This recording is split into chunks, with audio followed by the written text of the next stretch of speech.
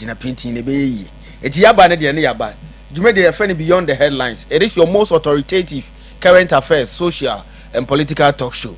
Ye de bra wa nwumre bia abra no nsia abo apai mu ne yasen sinkonwa edi dwuma di we edi brawo me na otena se efisi abre kosi se nonkon ebebo na ye ka beyond the headlines asa na ya na me kire mu no e bia ne na ye da edikan a wo hweme a ensema nkofo de abapon so na ya akurikiri de akokruwa krata mu na ya ko news portal no ye hwe titiro na ewo mu no na ye di hu nkomo ya biebie mu na adomo suko eno nkomo na ya edi brawo enumre ewo dwuma di esu midin ya ne KWAME fresh lofty na ne me ne mpanifo mienu ye di dwuma di brawo joe kam de munim nanim dada a ono nso ne nso so oka ho a ye di dwuma di wi e de brawo na ne nipa sonko a me de na aka ho nso so a me de ne brawo no me da na di e de a che osesan se odi wani kire miam krom doma no east no ono e na yo twetwe for man di samanyo kro no panyin wa ha me da na di di a kire mitwa mo abasisi a so baby Fabwa kana, na kana beyo, eyo efreme no, inti ose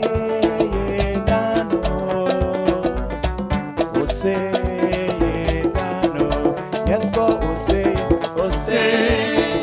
gano, gana ose gano, ema weningi, ma weningi se wo frigana.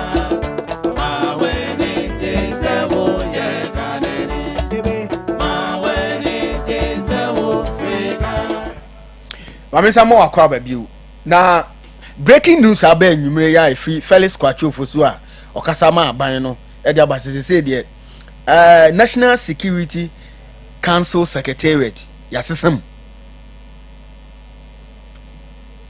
abohu won yasesem saade we ba ye na nkofo adwen se oh wan ha reshuffle kese pa ebeba because na no here ya reshuffle bi e ba ya ye bedi hu komo na enwumre ena National Security Council Secretariat so nsakire timi abem na ade ba ko ne se ACP Alhassan Osman yare assign ne se onsanko Ghana Police Service for further deployment tikwa ko di ne djuma as a police officer say no a police officer ene ye de ne ba National Security say osan akọ na de ne din aba pa wa hazisi no Major Retired General William Ayando or a former Chief of Army Staff. So on na appointing as a Deputy National Security Coordinator Operations. And Ura Yaudonko, former National Security Coordinator, and since you are appointing as a Director of Intelligence Research at the Office of the National Security Advisor. And Mr. Adamu Saka is also you are appointing as a Logistics and Transport. And Miss Faustina Ifa Buadi, and so you are appointing as an officer in charge of the Human Security Department. And DCOP retired Peter Indekugiri and yam krum di intimo fanchame ono so na appointing as a officer in charge of special investigation unit no eno no na medical kajo say ACP Alhassan Osman so yare assign us on call Ghana Police Service enumre ya hwehwe na ba betodwa samo reshuffle for bear pass na is it 9 years say 9 years yente reshuffle that to say President John Dramani Mahama by yen say reshuffle crowd so we are say dictionary kan ya sa na nado dan kwa kufu ado abre so yente reshuffle kan da ni so mo yi efi dictionary mpo but President Mahama by no but the reshuffle asen aba na no bi by na nanso e bi di aba ma me guess no akwa aba na wi a ye be san adomo su kwa na edidi nkomo I think say na junior dey to screen so no the latest changes kakra reshuffle about National Security Council Secretariat no na obi na obi ka chem na nwe say say on be say DC for nyina say ni asem be papa wo almost say DC for ndia asem be be chiri de is say DC is in regional ministers no omoto sase gigigigigi wa amania nsem kwa na de chira etimi eba na che say nsem bebre ewo ho mamema Ura Zakari Mohammed dodo friend Zak oye din ma NDC secretary for ni nyina ewo Bono region ha but uko Doma Easter on na secretary ma NDC amanyoko no ha bra Akwaba. Yeah, mo. Mama can say name po because me so me Zach. Yes. But you apumi ye. Okay, say na dom bibia da na kwan mu. Doma isi so ye. Wa hunu ye mobo bibia da na kwan mu kama. Okay. Abam papa ba nyame adom. Amoda so kan abam papa ba. Menua. Because e bia. That's slogan na twem. Da be menua ani die kwan so. Se we die eya ni yare asem, enye yafunyare asem. Nti sebio ye be kan akwa sise sebi ni obi ehunu. Sebi ye be koso ehunu ne ye chen sampo. Nti ani die kwan so bibia da na kwan mu doma east da jo. MP ye na famu die, DC ye na famu die. Na nanom so ye o ma famu die. Asundwe o yanti atenka boni bibia da na kwan mu. Thank you very much. We might do it Makwaba. Kwame fresh lofty. Na pum ti say. Ho ye pa na so e. O de man ye yo. Weekend is okoyi. Oh, weekend ko ye pa. Kasam so e. Oh. Go the advert ba. Kakra. It's Bronca say it's trickling in. Okay. You did say about it. Okay, my that's. Okay, quick one. National Security Council Secretary reshuffle Abam. Quick one. Who is saying? You know, quick. Yeah, quick one. Yes, so I think it's a very interesting movement. Also, no, shake up in maybe it's an anticipation of something. Maybe ana national security no focus and I say maybe a binary person ye bibi. But very interesting. Mama party last one no Osman. ACP Osman, and he's called back to police. The Ghana police. Almost there's another deployment to be okoyo. So now you know December so that you know eco retirement. Okay. Yes, December 27th. So who knows? Who knows? It could be. Wow. It could be anything. Because he's 60. You be 60. Obey. I'm 1965. To be 60 in 2020. I think he's already 60. I think on the last year. And I ban so say no contract. I think it's interesting observation. I say who knows? Because here will be a Ghana Police Service. You are treated unfairly. ACP Osman because for 8 years. The promotion was suspended. Now for move forward, now for salary say increase now or stagnate just because of duty. Say if right now like when you are the promotion by he got a fair treatment there and also was a buy and who knows with the movement ABC in December, who knows maybe he's being positioned to because me checking age because he's quite young but who knows speculation there that speculation is really pa o council there you Lydia Yako don't call CCID yeah I mean let's see say when you have a group of good choices who here heading because is a master stroke it's me but I mean I don't see getting it, but there are reasons I cannot talk on air. For but that one. who knows? Maybe those reasons can be navigated around. The appointment will be made. Who knows? You enter December. Maybe I do December, but between now and December, interesting times ahead. Thank you very much. Remember, Zach was not to Zach quick on this changes kakra about National Security Council Secretariat. But I'm saying many need you coin so. I'm saying Yura His Excellency John Dramani Mahama. Ono na Ghana fo nyina yamana akwanya. Se onhwe man so mfie nan. Enti man no ne dada ntoto ye nyina ono na esi ne sire so. Eno nti oda na ye de nkrata bra no no odoso no no dandan no no hwe dam no bibia ugina ebetumi aboa na aban no a. Efiri so one Ghana fo wo nkuntabuo. Enti so one Ghana fo wo nkuntabuo dia na kire se no kremu damra obi a services be hia no ho na odi be gina. Yes. Nyame adom ye nti atenka bone bia aban papa wo ho. Bibia ekoyi kama. Enso aban no anya afe bosome enwotwe. Ne sa so nti ya papa na adwenem no osusu se one na pamfo.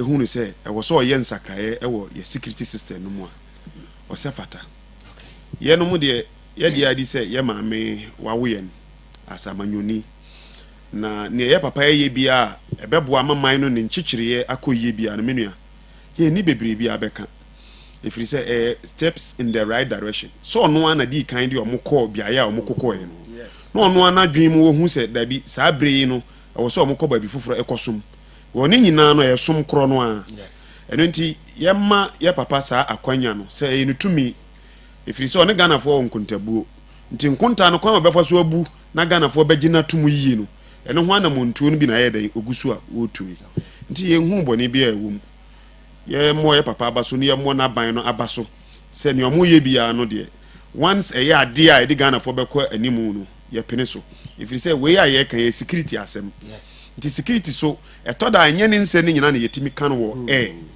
bi o ho a gise tokuru mu ne yetimi adi ho nkomo na ne nyina mu ne me ne wo ye hu no wani so wo so de ne no ha de say ye mfa no saa if you say adwuma bi a ye ya nsakra ewu ye koy anim unse ye see obi ensign go back to police service obi ensign mra ya papa corona donko omu no wo sister no mu dada na nsesan ahodo nti now no damra ne service be hia na ye de na akoto no nora damra na ne de hia na ye de no to ye nti ne damra ye de obi ato no ho na ne services ne hia damra omu de omu to enora no ho na omu services ye de hia nti ya papa no ya beda na se as Ghana nyina mampanyini a Ghana fo anya ne mugidie amana akwanya mfie nan na sabre yi wa hu hia se wo se ye nsakraye e wo security system num nti aseda ana ye de bema no ye num nsuo ne ye ntwe ope ne ye hwe damna susane ode bo ode hu no ode ne befa aseda ana ye hwa I think say we e de reshuffle bibiri beba because hwe na no according to first kwacho fosu Krata or Debaya, the article 78 clause 1 of the 1992 Constitution, Emma President John Dramani Mahama, SSI, Bimwa, to see what the doctors and NATO Ajima role in the Ministry of Environment, Science and Technology, and the majority leaders also, or they know about Ministry of Local Government, Chieftains and Religious Affairs, and or they Kenneth Gilbert, J. Free, Water Resources, about Defense, and or the Honorable Ahmed Ibrahim, a water resource. The young say the abbey shake up be more to come and two waiting a show opinion on changes nearby on Sarah Shuffle. Yo, mini. Let say, send na me kasa no na me kono no. Say tibiano. Ya papa or yes, your friend is saying a futufo. I can council of state members, right? Nti ya papa gina ebi obesi no oje hu afutuo wono so na Ghana for 2024 December 7th abaye koto ye no Ghana for amana akwanya se onhwe Ghana mine so for mfie enan yes na mfie enan no ye no swearing in 7th January no start say o hihye na ban menu aban ni nhihye no tumi ahodo bebre na akoso in thousands na wabobo ena nyame aye adom ye ntia tenkaboni bia afi bosome enwotwe ena ye papa hu se ebra aduru se e wo se oye nsakraye ahodo e wo aban no mu menu ya we no ye beka no ye welcome news. People were saying say Ura Mama Yarega ordinary free majority leader serve as a punishment because so her LGBTQ plus and once and some baby to Ghana na as a no speaker or bantabi and through that na my changes na there the meaning what is asem na yeah me am say sene ma no da so na me di nkomo ekoi e dia na ye punishment wo obi a tumi ekita no say omfa tumi no emfa mwa ne man punishment ni ne ehe unse Ghana ye wo 30 million plus population. Yes. Nanso aban no ne nchichire no nipa kakra bi na be ye nano. Enti nano no ne ministers DCs ne other appointees. Eni nti ebe ye 3 eni mpaibo. Onya bia no wakosom. Yes. Wanya bia ne obetumi aye na wo ye di akire. Se ebe ya aban ne be ye den ebe koyi because man ne nchichire ye no. Ekoyi a ye nyina na ebe nya so mfaso. Nti menu ya menhu ne ye punishment wo. If you say ma menchire wa ade ebe Parliament Mahama Ayarga na oye your friend is saying panyini eda majority no ano. Ya papa Ahmed Ibrahim ono so no oye local government minister. Menu ya ho na nkomo no wo. Mpacho na Ahmed menu ya panyini yewura Ahmed Ibrahim no serve as local government minister no oye punishment ana. Mpacho nti enu efiri he.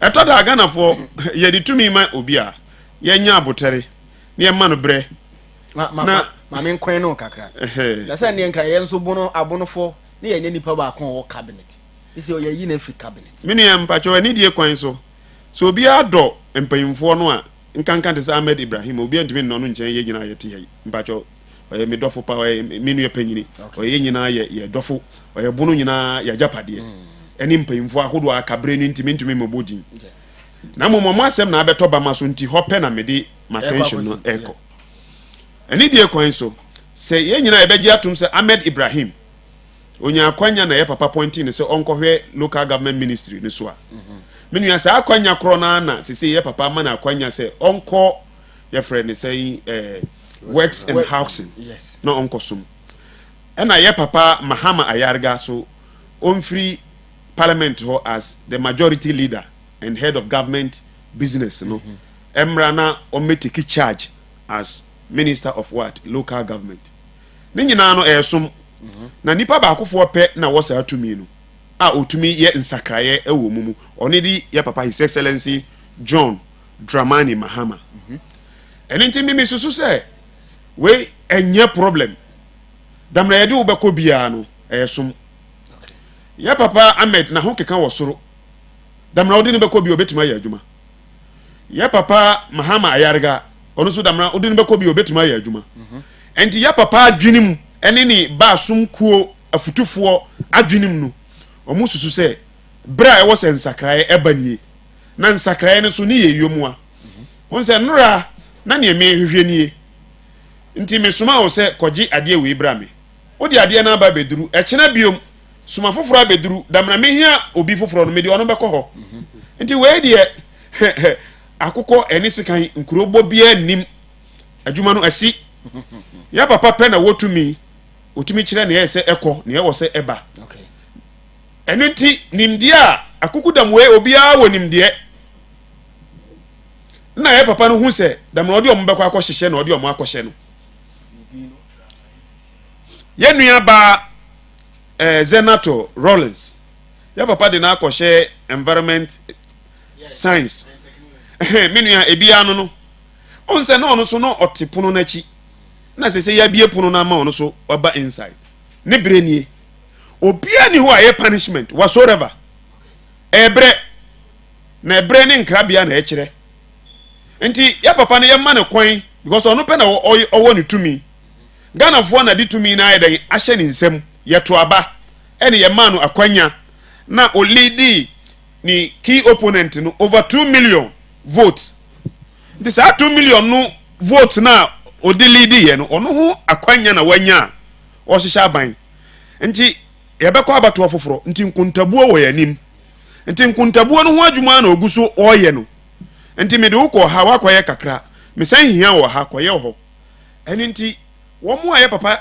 point wo mu reshaveling akoso ye babo mu nyina aba so say papa de omo akodua damra na dwinim osusi so mbetumi a perform biom ti say omo perform na no sabi ye nua panyin Ahmed juma oboy obi anim ye hu mfunso bia enti nya mfunso asem enye asotwe asem na mom bia ye obetumi aye adwuma no wayo no waye ne yiye eno na asan aduru ho no say me de ba ko hye wonsa wayo awie enti ko ba bi foforo na koye aban no etoda sabio unse nsuo che wotuo mu a sabi etimi yi ehwa enti aban no in the wisdom no ono hunu say bre ne bre me manfo no me yensakra ewum say be ye na obi ya betimi anya ho keka aye aye ne yiye ne ye yontia boni bia nta akire sesi aye ka say ye nua Kenneth Ajay honorable ono so omudi ne ko defense nti mbajo ono so ye punishment ana and be ka se promotion there be to me ahudu ono mpacho ye nua Ahmed damra omudi na ko sesi ano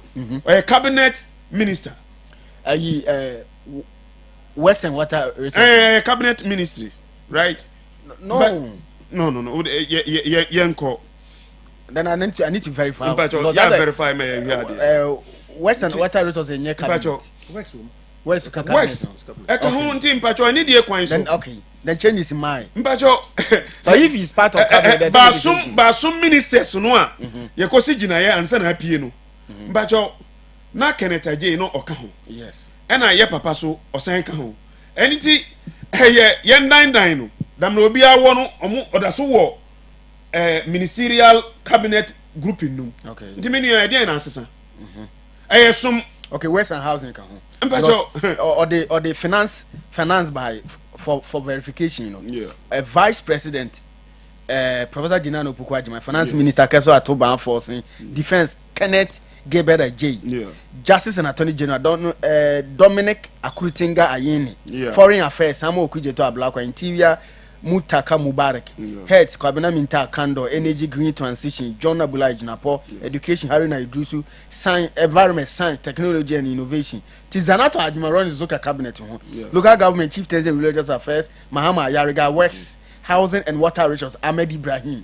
Eka Cabinet. Trade Agribusiness. Yeah. Mpacho wa hu men kom a ye die. Eni die kwan so.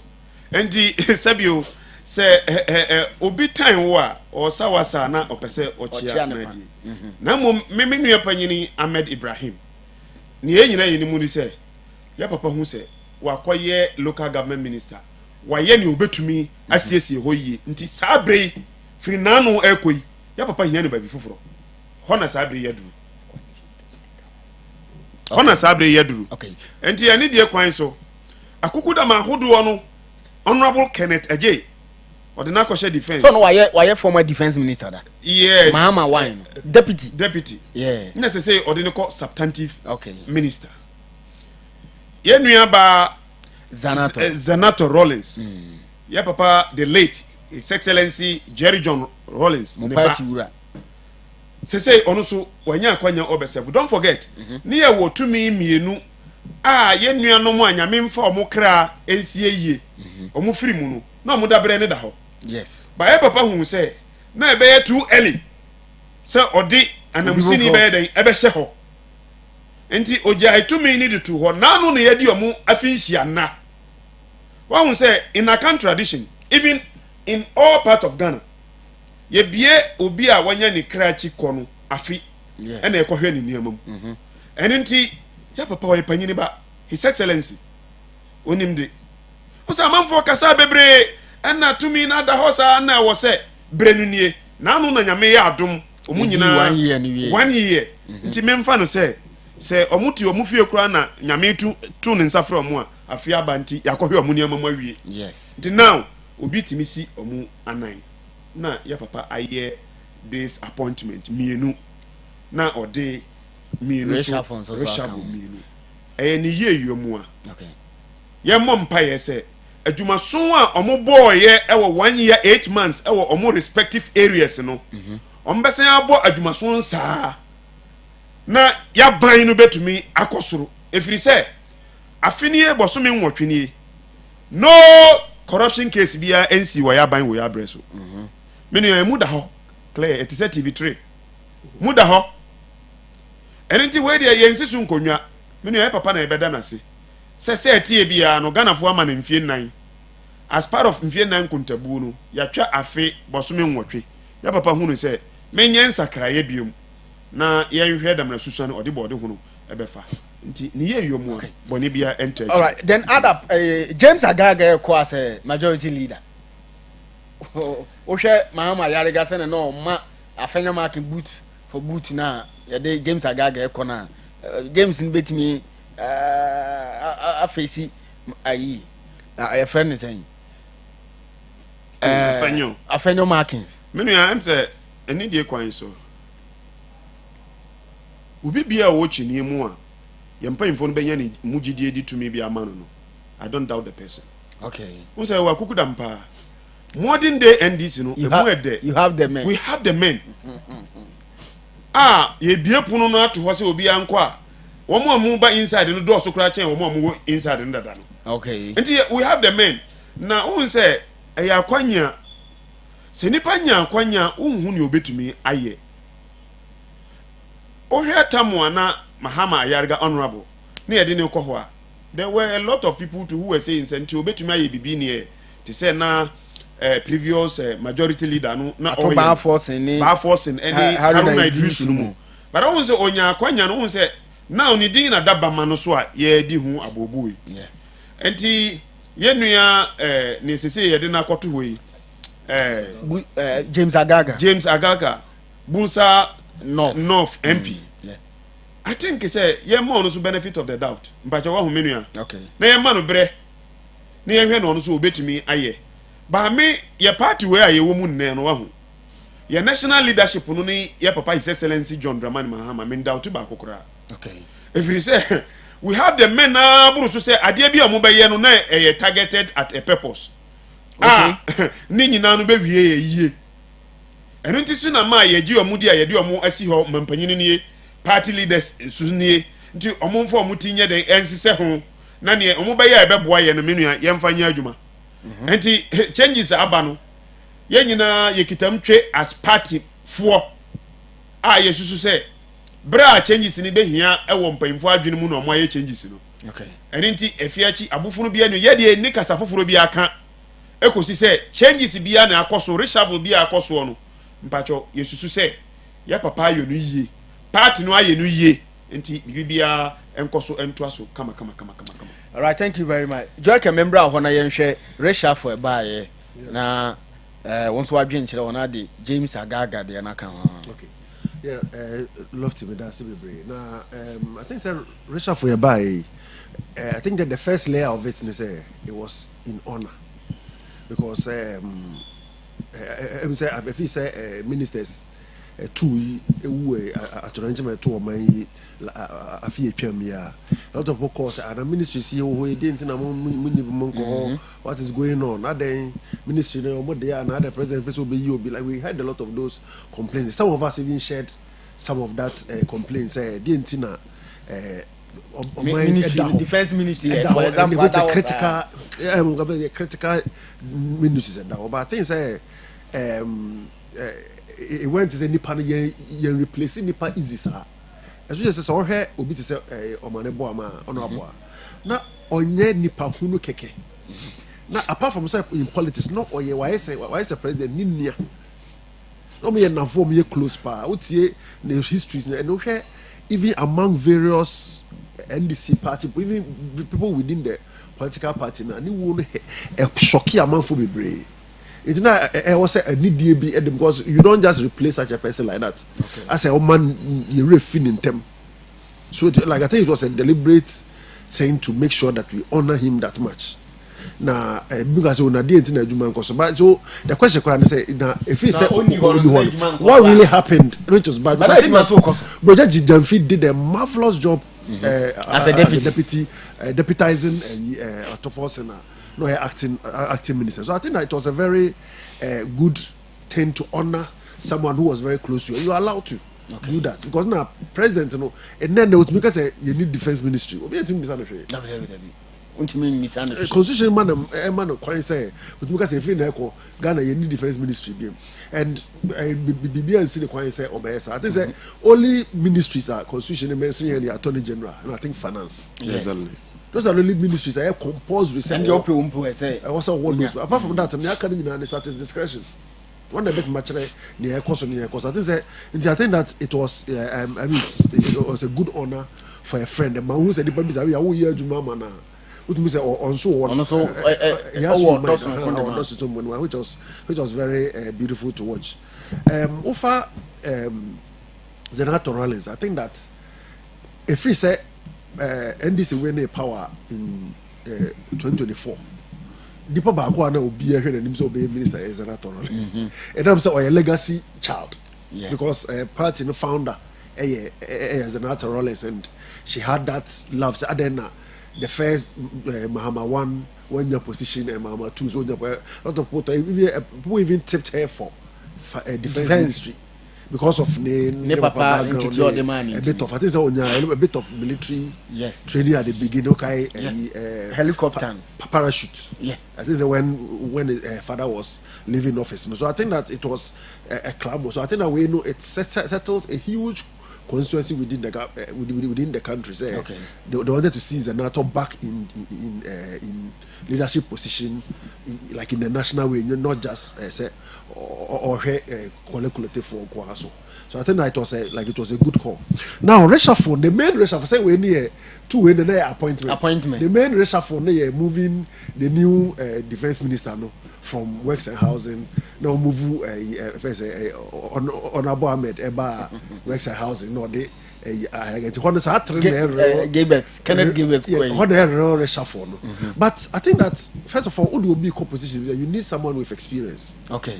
There, you might be no me say a market defense ministers be first of all, how much can the president trust you?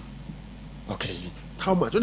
From we are Rollins defense ministry and kind, but okay, for 7.5 years. That is a former president John Najekum Kofo. The brother. Okay. On defense minister for 7.5 years. So you can imagine how Madam is or trust was a met mad while you are there. Also now share me masra force. Now the Ghana you hear history. Yasra for no or my hard dream. Or my handle or you have a problem. So that's a trust. Second one, the experience. Military, it's a very institution bia or more value a buo. Respect something a military and fan niagro. It is only be back on Nase or Adamain or more Nase or far amount for chi like commander or honor or also problem within the ranks. Okay. And some of the making reference as for I had been paying my way. And sometimes it was because of leaders be by almost circumvent leadership echo and the coffers hand because junior officers say senior officers say until here your first coup senior officers the second coup junior second coup so some members of the senior officers third coup junior officers. So realize that if you don't follow the way the hierarchy well.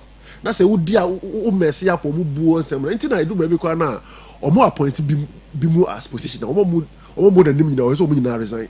Yeah.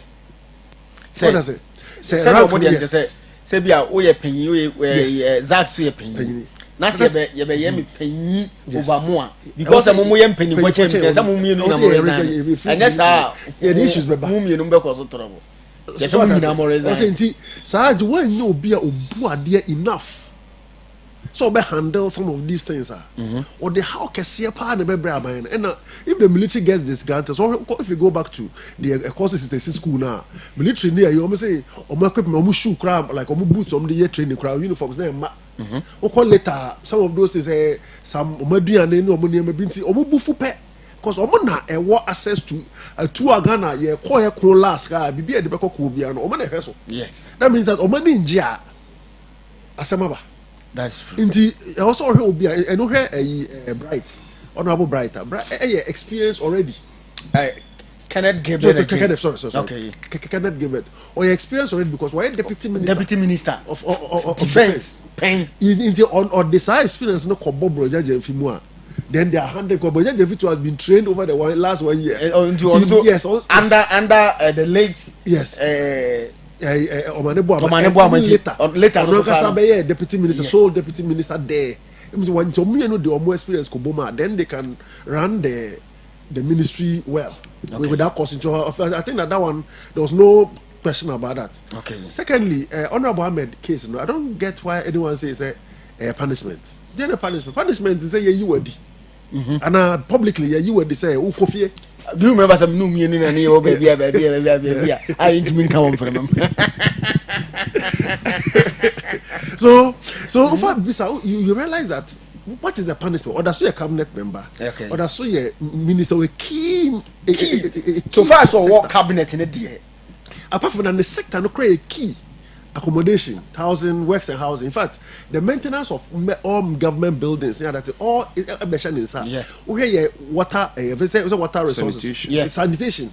Drainage issues. Everything goes to him. Okay, what is happening now? Honorable Gilbert, flood me see, and before the flood, because no is it there was this World Bank project. No more the drain issues were Greater Accra. No, so it's a key ministry, and I think that there are a lot of contractual issues. Yes. Okay, a Juma Honorable Ahmed Ibrahim boy. Yes, so you realize that like it's not necessarily a punishment. Secondly, Honorable Ahmed, he didn't fail. Yes. One failing. In fact, Sunyane yeti Sunyane ye ka asemi. Wo hwe Sunyane how protracted Sunyane himself yeah. It took Honorable Ahmed Ibrahim to solve that matter. True. Amicably. Simple. And the gazette. No. Sunyama. Like you must say like Akoda, which was a very critical masterpiece of the tomb. Until you can't say such a man failed. In fact, not the mandate here then. The mandate say make sure that all the assemblies are delivering on their this and in house I program a district watch. Okay. I call around the district I catalog projects and no district is lacking behind. Districts no district are implementing their projects and we've seen and we are certainly we've seen him reprimand MCs and DCs. And one central for him. Yes. One you simple cry. Another mandate so I know why the 24-hour economy markets across the country is underway. Yes. Failure. So I don't get the narration that he's been punished or we're failing, all those things. Even though people raise some issues, and of course there's an issue I don't want to bring in. I don't want to yes. Because once I make a call and I'm emotional, I don't want to go there. So so no, because but so you realize that Honorable Ahmed Ibrahim, like he didn't fail as a minister local government chieftains and religious affairs. Because we saw some ministers of local government and the but there was hardly 2 months before by I won't say he was handling and a day program and he handled very, in fact a lot of local government people didn't have chieftaincy and these things attached. They separate ministries handling, and this was very tricky. And currently, as we speak, there's no region in Ghana here. There's no chieftaincy issue. Every single region in this country has a chieftaincy issue. Yeah. Every single region where Ghana Habia was having such issue, he was solving. He was handling district assemblies, which is a very complex. The local government system, very, very, very complex system. Now the third one, now religion. Hey. Now, say what's the thing was social media. Who's Imam B, any other things. Say no, chief imam spokesperson say at least there should be a arrest in that. Not just apologize, no apology. No, that discuss. I hope say maybe later in the week we discuss this because it's complex and it's one year. It's send yama kerosene na petrol. Because me te bono FM e kasa papa bi frɛ say na wo kasa tie nkemo na me wo yekramo ni gyan. Wo nim kramo am ye che wo yekramo che. Oh, so ya hwe ya sa asem ne yama oja na yama petrol se fa ko. One man sa one hwe won sa bia woni bet na wom. Me pese be da betin komo. Because so we are someone the spokesperson for chief imam be kan na. It's regrettable. E adwen na nkofa ye o ma adwen eni hori koran mu eni metiase. Just that remember yes that topic. Yes that baba metiase. But eni mechepin sa. Obi adwen obi mu ana obi mu nipa bonefo obi mu. To trafo obi mu na ahye dey yes. Eni kramoni bia ni ho ye to dwani. It's condemn na say imam ne kind condemn na but issue ni say ukọ northern Nigeria book na recover Boko Haram ne nkro no baba e ukọ na esi o Mali ne other things a enye say nkramofo nyina wo kromo na ye o madwen say omo yesei yes one imam bi share no washa say if say shakao no te Boko Haram no imam yes no imam o ba bia then he preaching no nkramofo na bi nso emfo aso. But later no hwe ne be ko na be kasa etesenia ya ma ojane petrol dey call one hwe wonsa to tie ya ubenya issue nti and so how difficult a ministry Honorable Ahmed Ekoto. For me, I don't think that he was a failure, and I think that maybe his leadership skills. He no works in house in home. Okay. He no works in house because I know you're very critical because say you're building codes, yeah, this and now. We can do everything we want to do in any other ministries. In so to a fire, a disaster be about it will cause a lot of dangers around it. So for me, that's the critical part about Ahmed Ibrahim. Now, on a buyer, you know, a Juma would in the parliament. It's there for everyone to see. Did you hear Martin Pebu can say? Yes. Because only Speaker of Parliament. SK Bagbin, Enya Bantabi on LGBTQ plus, no, and in a free parliament, so on Concoy minister. Martin Pebu has more kind of American. Yes, but the American say, we are all allowed. Say, Okra, what say, Honorable Ahmed Afriono. You had your reasons. Yes. They didn't mean that it's true. No. In the Yena assembly, see, it's me, assembly, for instance, ACP Osman. You know, Mr. Martina Hayes. Yes, okay. Yes, because there's another deployment at the assembly there as analyst, and that's who. But also to me, okay, be away into the sea. And no interest in correct. But I find a probable cause. Probable cause, and no gospel fact. Okay. There's no proof any baby because President Fanchile Mumai, no Bianfa, Biametre say, we into the Honorable Ayarga Free Parliament, we into the Honorable Ayarga Free Parliament. But I think that one of the reasons why I reshuffle here, sometimes not even failure, you be say, when you're doing, but baby, I hear corner. Who's that Omomutu Foundation? No, lay blocks, no, plaster dino, no, bud dinos, no, painty. Yet a Jumano baby, a bedroom, you want your yes at Nejuma. Baby, I be do be you humanity. You free men not just say you were bad. What you want worry? Okay. Now what to foundation area? What are some site or you draw only Macy? Yes. Oh, there you know to me. What so you was site. Ukran to me say plaster. What do you say? Why punishment per se? Okay. But it's the fact that what you man your expertise no worry defender. Oh yeah, there were 18 box. Open it 18 box. How come you man? What they say? Born about woman festa war. Let's not forget to say 2028 in Amkwanso. Exactly. Strategically, maybe a political reason. Yes, exactly. So there could be any reason why the fact that abandon for a reason, man, there could be 100 reasons why. Because meanwhile, you can kind of feel so the entire honorable made free. You can kind of feel so the entire be break. Oh, now saying that honorable Fenyo market a buffer. So someday be break. Now, you know, Parliament and any disagreements be na ya reshuffle be na. Yes, I did. Say I didn't know nipa kra as human beings say yet you know ya dwe ko benkrum all the time asem wo ho. Yes. Asem wo nyina ya dwe ko benkrum all the time asem wo ho. And I don't think that it's a probable cause. So we don't make say dismissing entirely. Okay. But you mean so fun say a fact. Okay. Yes, ni din ni position ama asem no kan na koso but no nkyere say asem no kan na the gospel factor for me I think that the government is shaking up in boa and let everyone set up. Okay. Because president only constitutional man because ni so chirem oni so chirem say the papa mahama so so ko gina home nto ye shake up the leaf go on no ye shake up that. Yeah, and for me the leaf no mu there I think that you know be also say wo ho would see what are there. Okay. You do baby I will so kakra na nkofo ho atinasi because I think say okay ya ye call round see any to news beba say reshuffle beba be udru assembly but say this is so much say energy bia bobu that is what we need because one yes now yes any politics that say me position no me dey ya will say me birth right there you run into issues. So for me I don't think that you can paint this reshuffle in any bad light.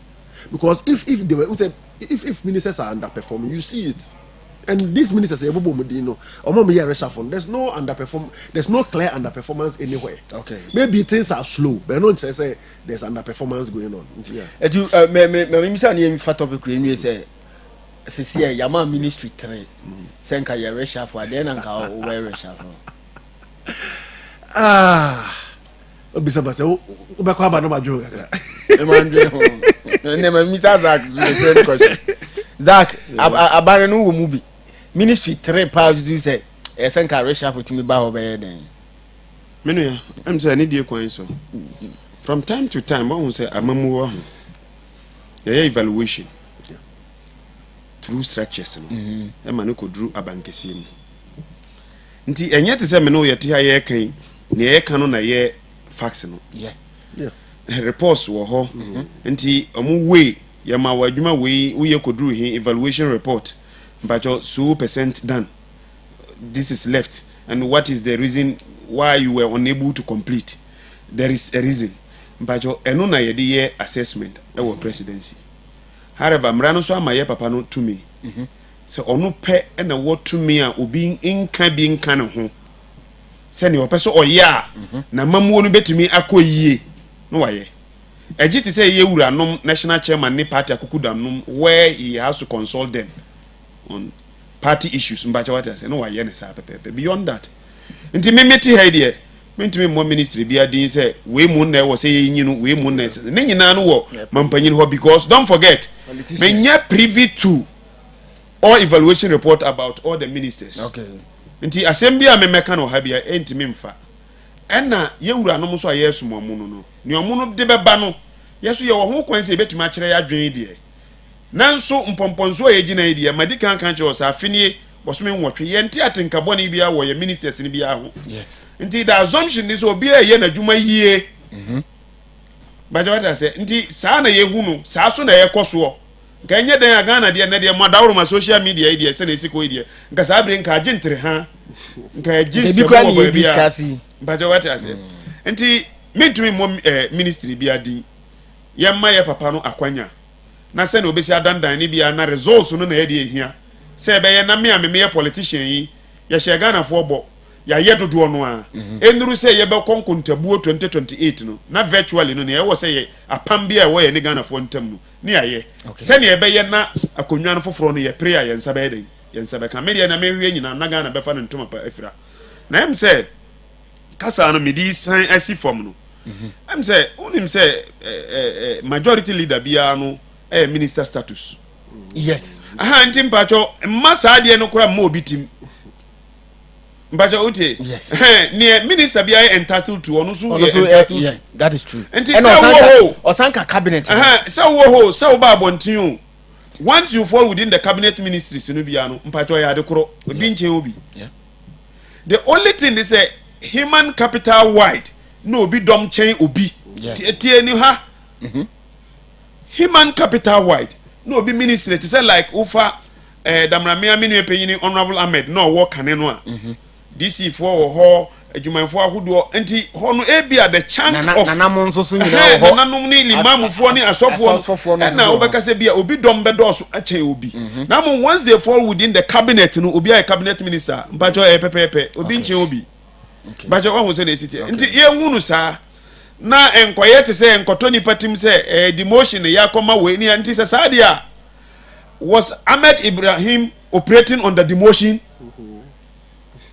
mbajo sa na eti ana enye no na se asem foforo so abeba se obinum susu se horo so chen damra okoi enti na je se enye sa na eti na individuals no ya na ye abibifo no eto da ya na ye wo ye haw ye mpa asem no nokore wom no nyede enhu ni etutu no asre ene abasa ba ne nyina ye kasa ha e ma ade achi a ne ewom nyina di se Ganafo ama ye papa his excellency John Dramani Mahama akwanya mfie nan onni Ganafo anim na onhyehye aban na mfie nan na omu nkunta nkyere Ganafo na waye na dwen se afeni afia na abre ne abre obebu nkunta na anu bi hu se obaabo no ha obeye accounting to the people to yes definitely foforo beba biem enti ye buko no mbacho nsakra beba ebeba ye be maintain obe maintain ene ne de ye ni tumi okay a Ganafo de aye den e de ahye ne nsa enti nye ene ne na eche ba ye mom akwanya ne yenya ne yeso ye den ye kire ya dwen nti se etie bia no de ye de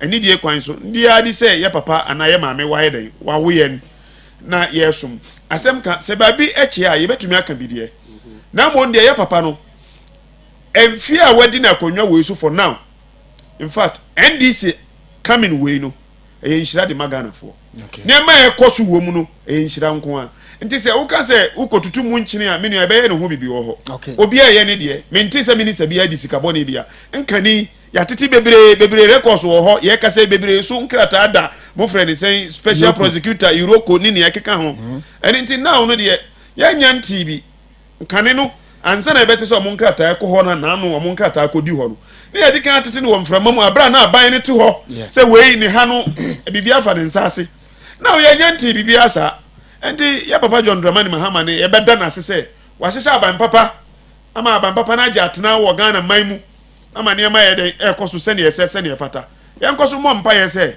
na wie yɛ no bɛkɔ so ayɛ papa na Ghana no bɛfa ne ntɛm apa afira efiri sɛneɛ ɛsitie kane no na asundwe mapa sɛneɛ mframa ɛfa no sɛneɛ yɛdie ɛkɔ soɔ no sɛneɛ nneɛma boɔ sese yɛ waudi adanseɛ ɛnyɛ hwee koraa deɛ cement na ɛkɔ 120 wɔ sunwa na abɔnten so ha na 80 cedi 75 cedi nti sɛ wompɛ wei na sɛ wo se ɛkɔ 120 ne na ɛyɛ a sɛ me no nyina yɛte sunwa ne ha Kwasi Fori say he speaks and educates as well. Kudos, incoming secretary for Bono NDC. Azako Babono and the secretary. But I need your question. You know what you want to say. I am no. Member say I am a premti. Uba say yeah. I need your coin so say a brain drew ho. Na akwanya ba. Na mi ura na otia konwa so no. I need your coin so regional secretary papa. Comrade Dennis Chumasi. Sawanko biomu I need your coin so me de mensa betum. Efiri say masom no ache masom region na ache. My di secretary 4 times. Ya to me so aba baako. 3 times nyina ya to me so aba. Mako no post so a. Me na me ye dean of secretary so no. Ani die kwan so. Ya sua adwuma no ahobrase ya kwan so. Akwanya no ba. Ya be campaign for na aka no ne nyina ya som bono man. Na NDC atima ha den akoso akonanim. Okay. Na Keneboa Enoch say greetings to my constituency secretary Honorable Zach Doma is behind you. And okay, I didn't say the transparency and the accountability with Zach Bono region is a safe man. Because if we did your campaign will happen. Thank you very much. And Charles Worth emulating to 4 Charles. More communication. I say, guys, I say I'm with you guys. And she just said, oh no, see your boss and Kasa and then me and he said, you man baby doing the dredge. My main sure Joy came so also ministry clear and can you say. And happens a crew and in Padawana. Osha ministry pa o de onye politician o kokan asem obenya 17 o de onye politician o yan sem troni ministry an ka jiri se o de asem bebo nka o pa se ka ye o na ye president John Dramani Mahama isi o humi o se wo he chiri kono na o de salary bebo salary de ye de ko yi dey say baby a ye say o yare abejiska ko sa ho ya de okay, so I can say there's a ministry for climate change, or I think it's a Minister of State at climate change. Yeah. We share down a lot of work there. If we can get a lot more energy there, near here. That is the energy minister. No, climate change. There's a Minister of State. Minister of, in charge of. Or a Minister of State. Yeah, okay. Climate change. I think that's if obetiment there's some energy. Because I say, Najumana yedin dodo. I think that's if we can get someone who are obey we know. I think is there a special initiatives? Dabi special initiative you know. I think there's a Minister of State. This I don't know, but no. And this have been so special we know. Okay. So I think that I'll say I'll go for Honorable Alhaji Baba Seidu Isifu. Yes. Honorable Minister of State for Climate Change and Sustainability. I think say the energy no from kakra. No oil there. So climate is so like I think say or the Jumana is more on say streamline Ghana, international laws, along the like climate change. Said what kind of means as like okay. So climate change issue I ask some case. Okay, maybe you don't understand the question. Maybe I can all my education that one, but as a mean it's the same point I mean say I say the energy no from kakra. Okay. Because Najumano it's every sector. Every baby. In fact, baby ye bibia e din susan so ma environment ni bia no wo. So would have maybe seen there will be new amendments in our various laws incorporating climate change restrictions and other things. But you said that at least apart from a few conferences in the office and other things I attended, you said a lot of things. What did put it on a block? His the ministry, I think the Minister of State. but the minister na me a bit concerned about. Okay. Now if changes bit more about. I'm gonna say no. I'll stick with that. And uncle baby. No, no, say you saying cabensis and you base. So the one because to me would. So so I think at the time I'll go for the ministry like the Minister of State for say. But you see Sam George is working. So Sam George, see Sam George Najumano. Najumano it's complex. A complex pa so here we have previous minister for communication. Omajumano is more on the background. There are no omunya bontins are. We go back to even the president himself was once a minister of communication. Oba Oslo Usu Oba Haruna Idrisu and President John Dramani it's a very technical inti yehuno kese and on the ministry no problem all part say is private sector led private sector a buying control that sector no sa inti who delay you need board like see a lot of the companies will move free Ghana so board directive if you have retreat banning government board if they are affecting us directly. It should be at the best shady piano or mag Timamufone Philly. Inti one year tactic, I was a lot of media stuff like that, but I don't know Udiagra. These people are corporate people, meeting behind all sort of communication people, any PR people, they will run you down when you are doing the right thing. Like on the board of my brother who yeah the right thing. Inti one of the things so I'm happy at some point I know who said he had to fall back and deal with the structures because one year is okay and the issue in the honor is sometimes I sympathize with him but it's a very tough but I think he's tough enough to handle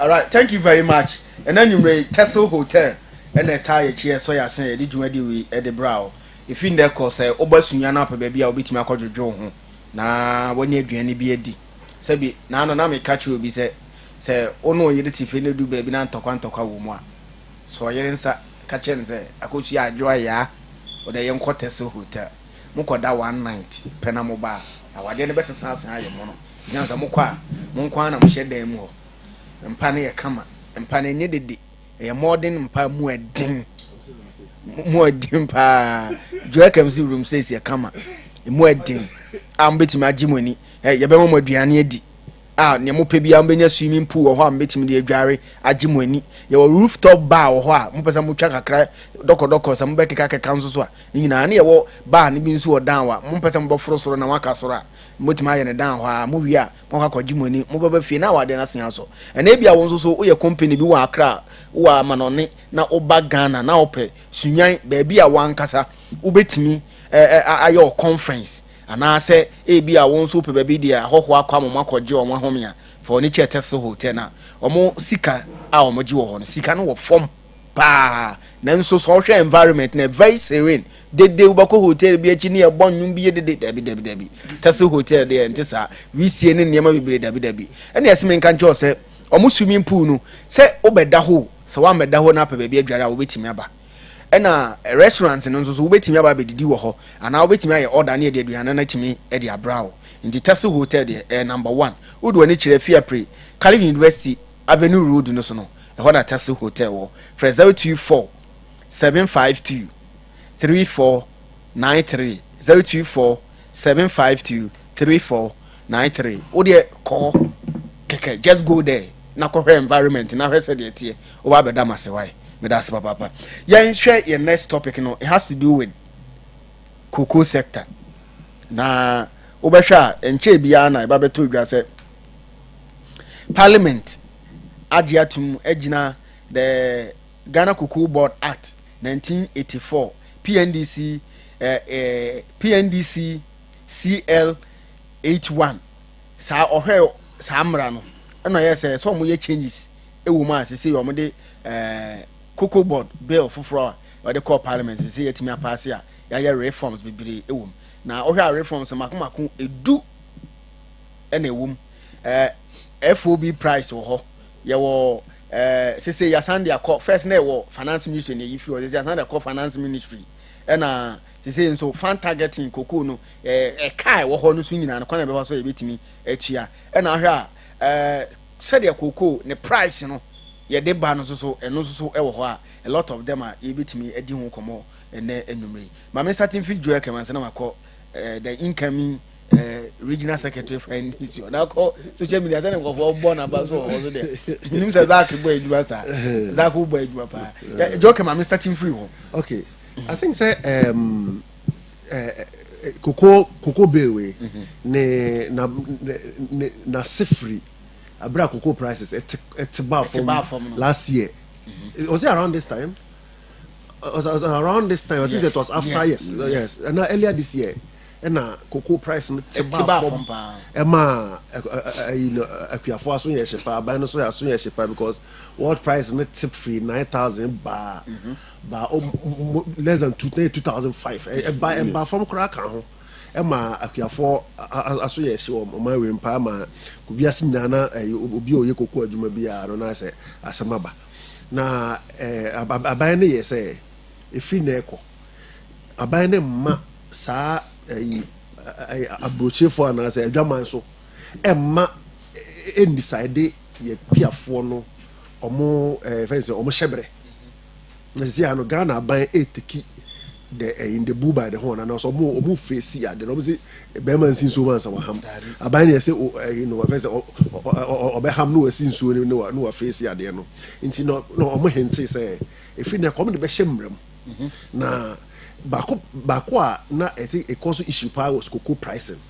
na aban bia wo kwan of so cocoa pricing no way no na nya na sifre he cocoa ankasa cocoa e Ghana e na Ghana e cocoa wuntimi enka Ghana story na abra wo fa cocoa mam even though say make say na anu ya na tete kwahye ekofa bi ba tiza basre for be so mudua bi anya yi kokete kwahye kofa bi free Fernando po ba bi but ebe ye Ghana ya fruma cocoa na ye di twa Ghana fruma enu nti no na edu ba bi a kwan na maybe successive governments e de cocoa kuafo faso no na enye na ama first no so ne onam kronko bebre bi asunya ne doma koko bebre na dan akese esisi koko akuafo ne siye ne koko ani odimi nto cement odimi nto packet of fence roofing sheet ni other just because se koko adwuma na asai aban ne shebo se sia no omo beye se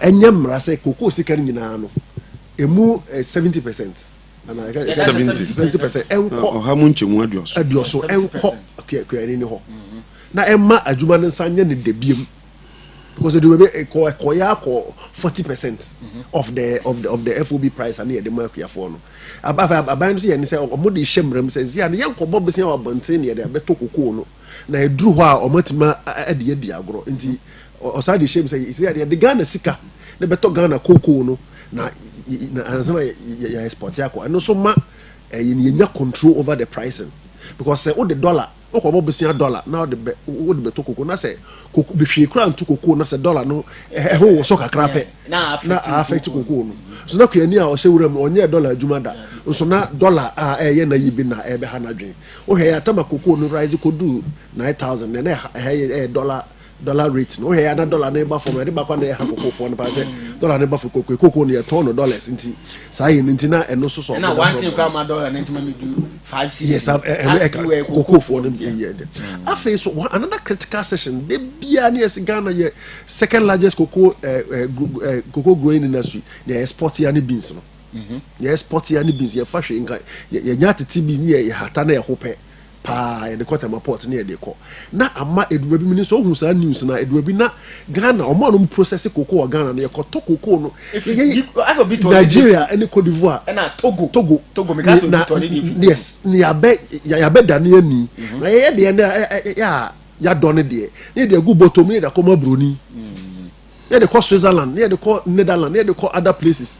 Now for any China, any other place. Now for ye companies in your cocoa nunto because you catch the creating cocoa board can crab a shana ketes and the cocoa just or cotton money. And I was here wakojina bruching just or the cocoa necotica. And until Ghana, Ubia wabe Jinisika Bisham say, oh yeah. first year or ye cocoa process or ha or be create a juma magana for no enya biaye no or no mom no just or no Togo any Nigeria no ko e abra cocoa no so ha na ye bia abra ye cocoa no bia ka obi aka say ye cocoa no bia se nyina ye cocoa na ye papa ye cocoa no bia be ko be say cocoa ye dey papa yes your chocolate boy ye dey Ghana dinner to say yes South Korea kwa o Switzerland there's a Ghana cocoa because of the quality and the flavor and everything. There's amount for Germany any other place or more value the cocoa from Ghana just because of the flavor and taste. Because I'm say kwanya yana ku afford the body and you kata so e man ferment no e buru no is different from near Cote d'Ivoire for cry. E different from tia maye de ne beba na rich in flavor. Now inti eno ho ase and e dey fa say kwan be na Ghana no ye be take control of your cocoa no. E be o say sha se fimra.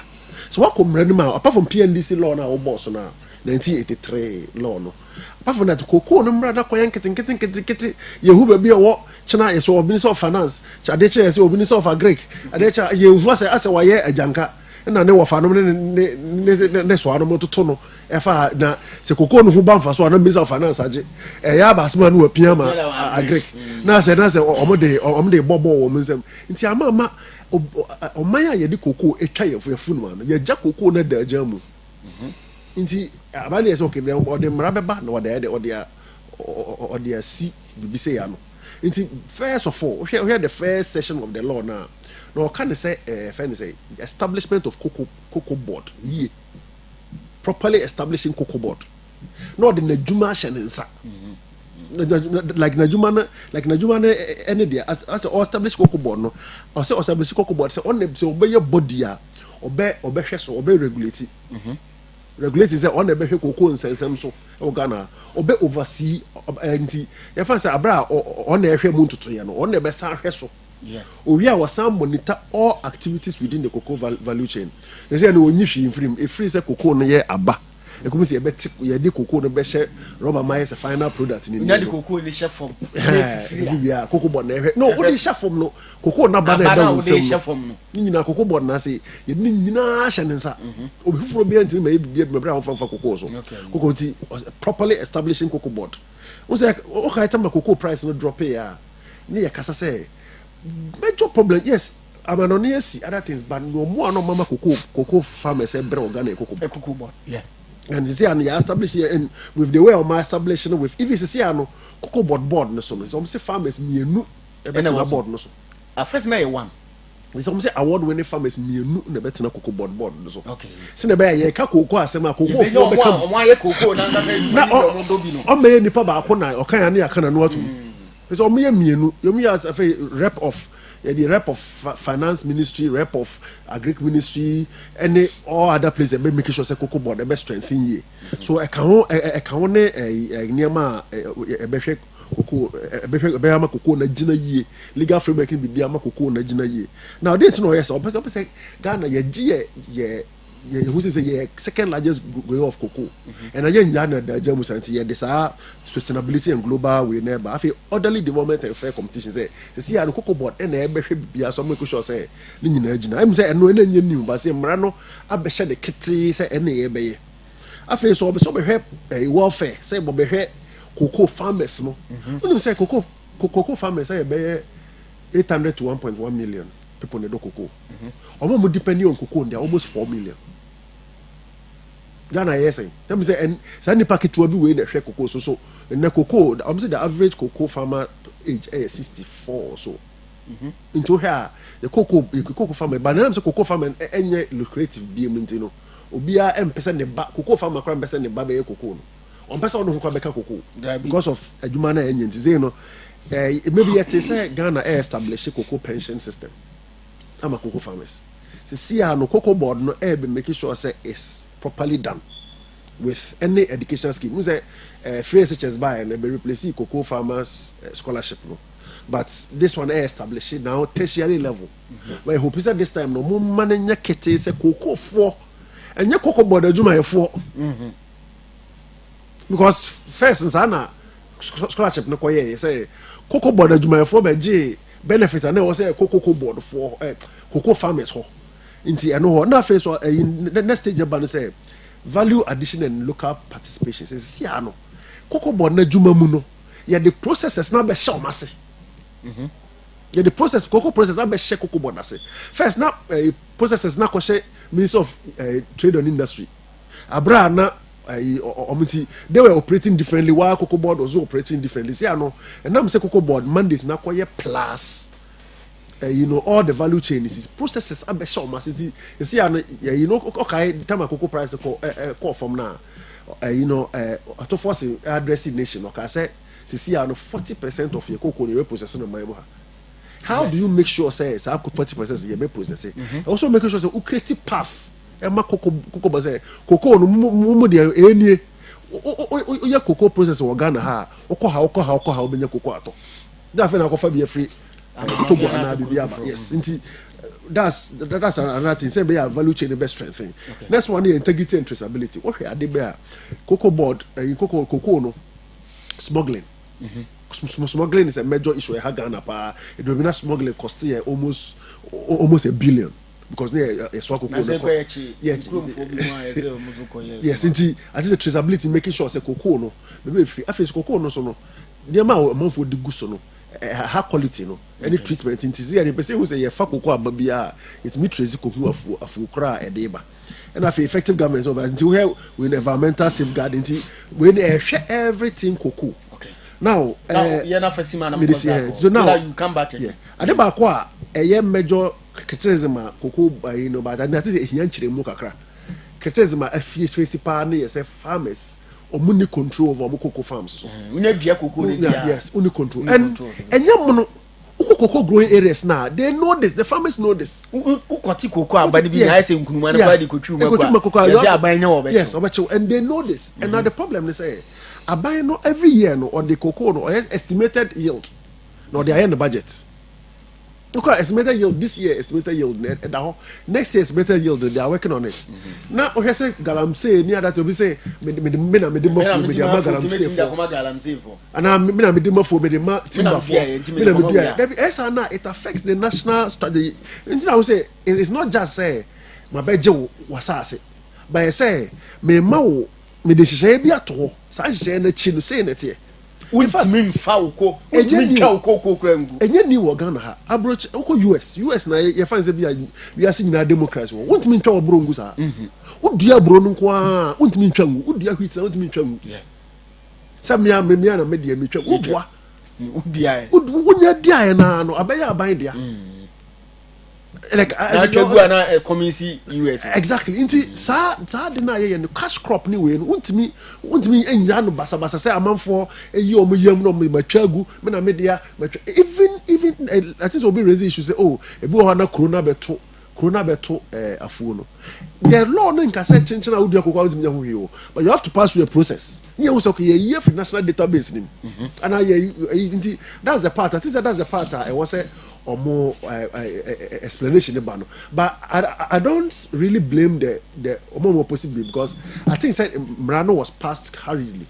Into a consultation explanation we now map before before or more passing Mrano. But I come back after say a pass away ni I mean I children but ka bia children mama to afara tiase nka nsem bia katama na nkofo kokoko afuo mu omokoye campaign cancel me ananka ye chechire mu anka enkofa sa issue we but most of the utie some of them is just misunderstanding okay and yes say like genuine concern or something like there's a by concern but because just because they were genuinely concerned because they were misinformed community has said all you are doing is even to today uko farmers no make I say responsible miners for because it's one fear and other places one fear for no be almost say yeah no the cocoa board say yeah the inside cocoa na yan kanche cocoa board for to mo makasa aban mo kwa say muntu gold no mo bisa mo ba kakache cocoa board for say mo betwa cocoa which means that enya mran na be kire farmers no say the farmers ni omunim dada omunim say o twa cocoa na wo say o ka kire cocoa crache so o area ho say me twa me cocoa no na process bi ho ma I think say if the consultation had gone much further this confusion wouldn't have happened. Thank you very much. My member incoming Bono regional secretary Ohio Isaac say where deserve well served deserve to be promoted. Incoming Bono regional secretary say Zach Mkwano mabona baso as Zach Maminti. Dominion made us a lofty. Say nkomo adaba maso a ye dandan you see a koko hunsem. But I didn't kind no. Yam fasida. Ever my papa His Excellency John Dramani Mahama. Any nabai for the human job my year a drew some pompon so we. When you say Munina Mubedi a dance Mubekai 2024 and this Aban can simply say my promises are hodo.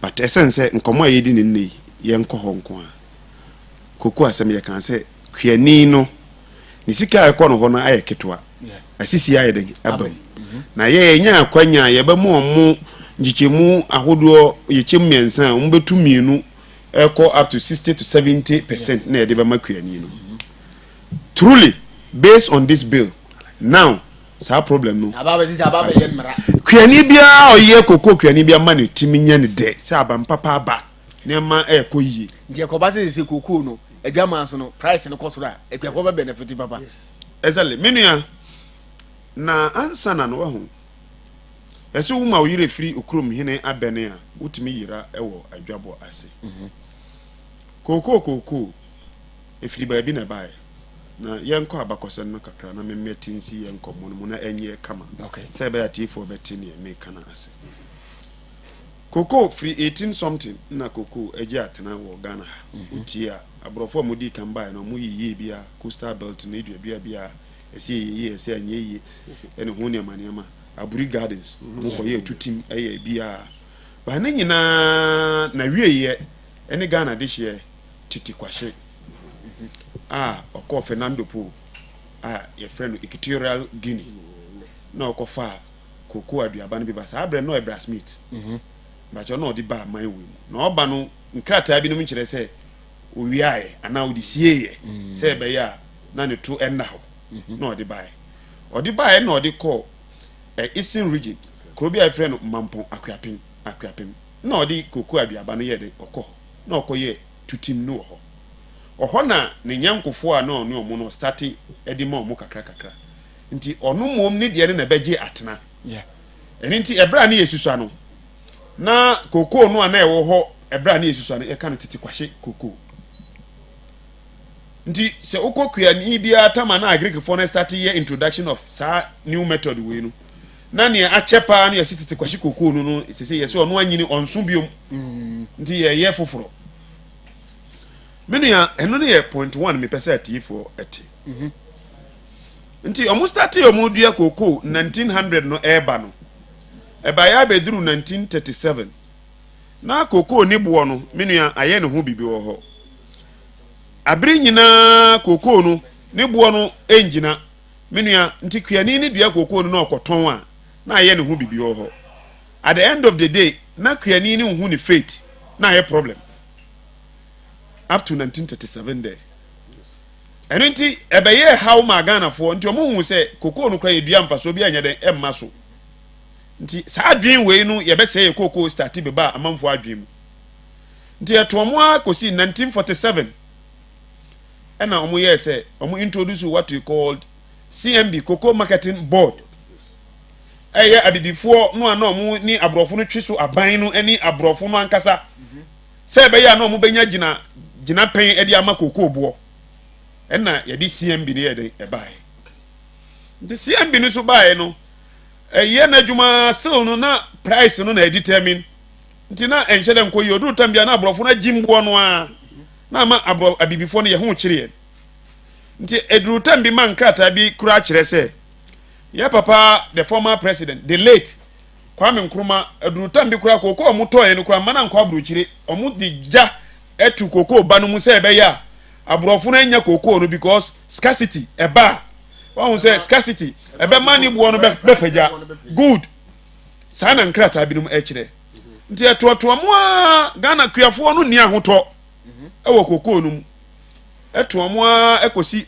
sa we no mo be introduce what we called the cocoa board nti cocoa board no eba no in the 79 cocoa board mo introduce ye no aniche ɛna 83 gya hyehyɛ bae ɛna kokoo dodoɔ no nyinaa ɛhye wɔ Ghana ha saa berɛ no na NDC aban a ɛyɛ PNDC aban Jerry John Rawlings ɛna na ɔwɔ hɔ ɛna ɔmo start establish saa kokoo tutim asoɛyɛ ahodoɔ ɛde ma akuafoɔ sɛ kokoo foforɔ ne aba nie na dada ne deɛ anya ahyedeɛ a yɛyɛ foforɔ menu ɛno no bia no ɛnyɛ ne na akuafoɔ tua ho ka sɛnea ɛbɛyɛ na ne asɛe na akuafoɔ yawdie no ɔmudie no ɔmbɛnya ne nam sini right sɛ ɛbɛyɛ replacement of what is lost ɛno na ɛbɛduru hɔ menua ɛno na ɛtoatoa mu na kokoo board no na ɛdandan kokoo boɔ no saa kakra up to mpɔmpɔnso a yɛwɔ yi ɔnsɛ maakyerɛm sɛ firi 1937 maba 47 maba 79 ne nyinaa no na nsakraeɛ ahodoɔ na egu so ayɛ dɛn ɛkɔ soɔ na nipa biara ni hɔ a wote wiase ha na ompɛ nsakraeɛ a ɛbɛyɛ nsakraeɛ papa enti now NDC aban His Excellency John Dramani Mahama ɛne napamfo ɛka sɛ yɛbɛyɛ akuafoɔ yie efiri sɛ yankasa yɛfiri akuafoɔ mu ɛno nti yɛntimi ma akuafoɔ ndi yaw abra yɛde yɛbɛdi dɛ ɛno nti wohwɛ abakɔsɛm a mama yi a sɛ kokoo agye atena wɔ Ghana bio mu a na NDC aban ayɛ PNDC ɛna san ma kokoo ɛsan gye atena wɔ Ghana kokoo na agye atena ɛnɛ ne akɔba di sɛ wiase dwa so kokoo board no regulate prices no a ɛsi boɔ na aba form na kuani no awerɛhɔ aba na abambu aba but ɛnyɛ kuani no nko ana nsunsuanso no ka no ne nti a bail we aba no a meka sɛ welcome news di ma akuafoɔ nyinaa ɛne Ghanafoɔ nyinaa ɛdi sɛ yawudie ni ba ɛnyɛ kuani no nko ana ne ho kyere no man ne so ho yɛ dɛn ɛkyere no na ansa na no won sɛ economy we a yɛ ran no menua yɛde nneɛma ahodoɔ bi na yɛde ran ne man no ebi yɛ revenue ahodoɔ a yɛgyegye na revenue no wokɔ ne balance no a ebi firi kokoo emfasuo no mu ebi firi oil kakra yɛnya no emu ebi so efiri yɛfrɛnsɛn gold ne diamond ahodoɔ a yɛyɛ emu ɛno nti sɛ wobɛyɛ ne aburoni frɛ ne budget na budget yɛ den estimate of income and what and expenditure ɛno nti sɛ man no yɛ susu a aban no hu no sɛ afi wei menya kokoo dodoɔ sɛn menua ɛno na ɔde bu no nkunta bare sɛ nkrataa bia na so ne obia yɛyɛ ne yɛ penti menua sa obi wɔ wanfi abɔnten so akɔtɔn ne kokoo ama yɛ de kokoo no ayɛ memfa ne sɛ bia ade foforɔ nti aban no ɛhwɛ anim sɛ afi wei budget no yɛbɛnya $100 but afi wei so yɛ na aban no nya $50 Bacha wa hu se na de na asa kwa na che se ama ban no budget na ayɛ ni tia ase nti teacher ni no obeja katua na onje ana ode beche aban adwuma ni no ni sika no obeja na ode beche aha na me why so hu se saa ne ma ahodo we amabobo so yi na ekeka bo ma yɛ budget no nti se saa de a ɛwɔ se yɛ protect kuani no ne yɛ protect yɛ man nti se saa de a kane no regulation no pɛ de boɔ no na yɛ dandan no na mom se ni ɛbɛyɛ di se kokoo no de tete ne nyina ɛwɔ hɔ mmara no wɔ hɔ na mo yɛ hyɛ mu kra di mmara peti ata akyire sɛ wo kokoo na mpacho wo pɛsɛ utwa kokoo no tugu a ɛwɔ sɛ kokoo board animu ansa na kokoo no watwa to agu ɛbasa ɛne yɛ baako no nti wo bɛfa processes mu no ɔmo aso ate na sɛ aso ɔmbɛ register kokoo bia ɛwɔ Ghana ha with new owners yes nti ɛbasa yɛbɛtumi ehu unse wo digital address a ɛbɛtumi amu wo hu damra kokoo bia ɛwɔ ayo obi adia yeah ɛnu nti wo ka ho asɛm no now panyini baako ɔmo asoma nipa wɔ because of digital addresses no nti this time tracing people ɛnyɛ problem biom nti yɛbɛtumi akoduru wafuo mu hɔ problem a wo kan sɛ ɛte saa na nti saa then they will look at it and see no mo hu ne puma sibre sa aban no ye ne estimate no a ne budget estimate no obetumi aboa ma aban no current law we no ama aban no hu say $100 ɛsɛ menya na afi we no menya $50 ba kokoo so ye ntwa ba kokora ntungu ye na mo ense ye kokoo no trahye ekɔ man foforo so that easily no obetumi atrace hu say wo afi bi a ɔte a onya 10 bars then and ne de ɔte ya o 10 bars na beda ne 7 bars 3 ne fine efiri sɛ na ɔno damra yaduru no aban na ɔno de ayɛ n'adwen sɛ fertilizer wamfie abu aban ne de fertilizer saa na minim sɛ sɛ sunwane ha biaya koko no wɔ no so yɛ de fertilizer ne bi kɔ hɔ sɛ koko fertilizer abu di aban no na de ba his excellency John Dramani Mahama ɛne ni minister na de aba sɛ bɛyɛ na koko ni ne ho bɛyɛ de ne ho bɛtɔ no de sɛ aban ne ebua abra wo ntua sika dia ɛwɔ sɛ aban ne so bua wo na mo nyina mo hwɛ koko no enti won ka sɛ ɛyɛ media enti because waje fertilizer free waje aduro free waje bibia free udi kogu koko so enti aban ne so oni twaka sɛ ɔno so obetumi ahwɛ ho sɛ koko no sɛ bi yahwɛ ne yɛ because aban no emfaso ba ɔno so nya bi yes nti Isabel sɛ yɛ nyina yɛ di exactly nti aban no manani akɔ ho na kuani ni so manani akɔ ho ne yɛ nyina ya ma yɛ ni ayɛ dan akɔ ho yes ne sɛ ɛkyina obi pɛ sɛ ɔde ni koko ɔkɔyɛ mine na gye sɛ ɔtwerɛ kɔ na ɔmo abɛhwɛ koko no ɛsɛ fata sɛ wɔ sɛ ɔmo yi firi hɔ na ɔmo kɔyɛ mine mpakyɛ ɔho sɛ last year ɛbra na koko ho prices na fluctuations no ɛba no ɔho sɛ na obinom sɛ mi dɛ mi koko sɛ na se ayɛ mi kɔ tutu akɔyɔ ɛno na ama saa regulations wei ayɛ dɛ bill wei aba no okay sɛ ɛbɛyɛ na kuani ne bɛnya daadaa ɛmfasoɔ ɛwɔ ne kuayɛ no mu na obɛnya mfasoɔ na obɛnya anidie na aban ne so bɛnya ahotɔsoɔ sɛ abere nyina me nkontabuo no ɛbɛyɛ ne esisi so ɛno no yɛ baako no sɛ woyi ɔno firi hɔ a ɛm sɛ wo sɛ me nua ka sɛ yɛ shifty koko no depending on government korɔ so saa koko board wei wakɔ trade ministry kura pɛn because yɛ sɛ adwadie di trade for nhwɛ so saa koko kuro wei a ho nsɛm akɔ yɛfrɛ sɛ agric pɛn akɔ finance so pɛn this is a which is which nti bɛn wei no asan abɛboa ama sɛ yɛayɛ no dankato yɛsi so dua sɛ finance ministry ɛna hwɛ Ghana koko so because it deals with sika asɛm tia koko board na sika no so ɛba hɔ no sika akɛseɛ and it goes beyond the threshold of cocoa board nti ɛwɔ sɛ finance ministry no timi nya oversight responsibility sɛ ɛbɛyɛ ɔmo ntimi ngye busia $2 billion dollars yes na ɔmo de aba man wei mu na $2 billion aba man wei mu no it can sink the economy sɛ ɛnyɛ state ni na manage no a yes nti aban no sɛ ɛbɛyɛ ne yɛ dollar ne yɛ pounds ne hwan ne bɛnya ba sɛ du ba me kwai kra me ntwa wa no me kai sɛ first na sɛ du ba bi na sɛ ye CD no mu ye ta ye so ye twen syndicated loan exactly October say o ye this ha ni nyina benya ho aye say koko board no pe na no na regulate that idea say no ye de to me na akɔhye finance ministry because sika na eba hɔ no esika kɛse bo so mo kɔ bobu sɛ no mo ntimi ntua state ni na ye siw no enye koko board no yes and say state na ye siw ni dia no hwɛ state ni sika no so no enye supervising body Emma koko board no se na ebe ye na ye de ka bia na ye hu se amba cho wo ya we se ye de ka pa enti ka na we enim ye de atua enti ne nyina na eba bel we na eba beboa age atena se beboa ye ama ye man no ne ye koko atotoye na ayede akoyie ama kuani hu ayede ne ho atɔ no ama man ne so anya asundwie ama man ne so atima ayede akoso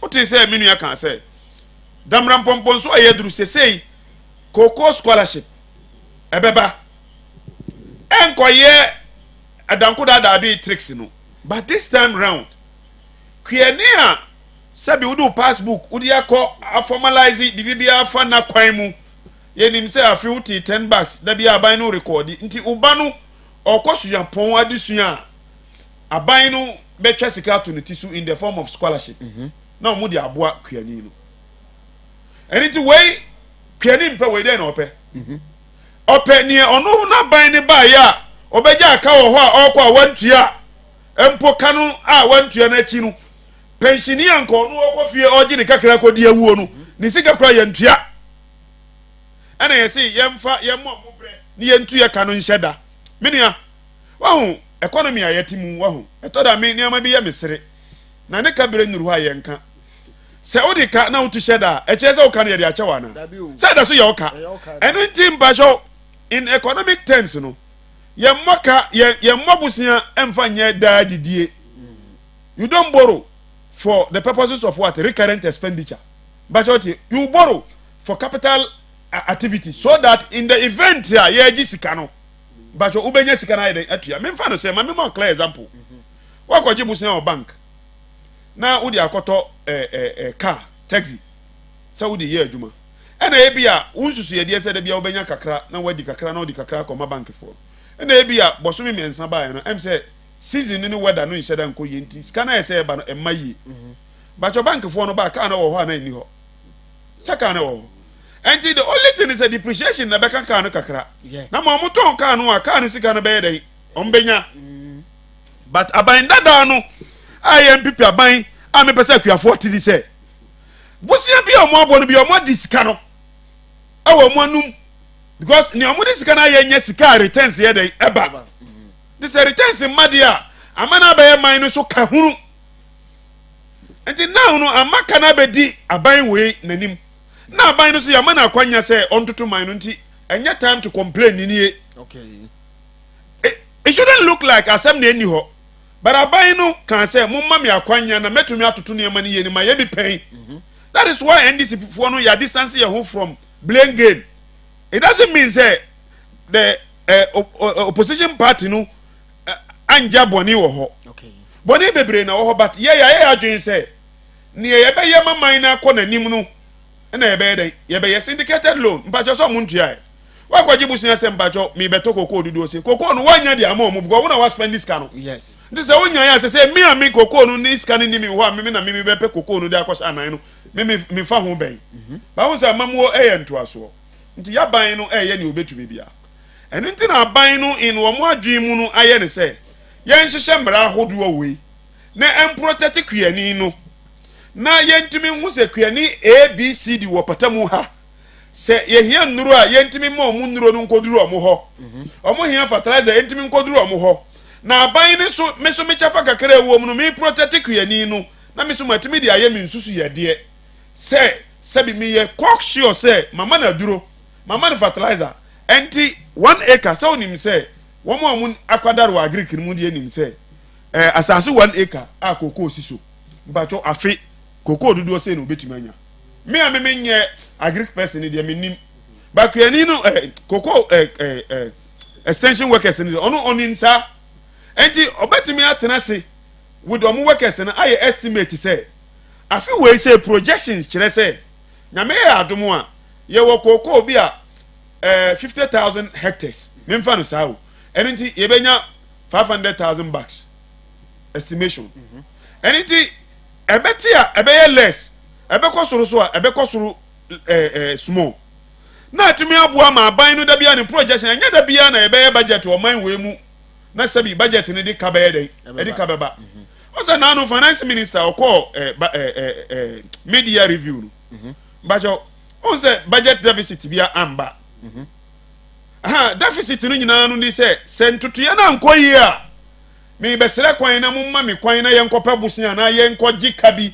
ana yenyen sakra na esika na yemfa bi mede enkam na ne midi kanka asa mumfa ma me asiniti ase eno na ye budget review no ba won se nyame adom atofo nkoe no na obinim kura pese o mukasa da bi o mun spendi aban no spendi mpacho ogina ne nan so bo abandada aka o motuatua ene ne yekoso yeguso yetuatua nti ne je se enye no kura se the government is not spending me kan ko si say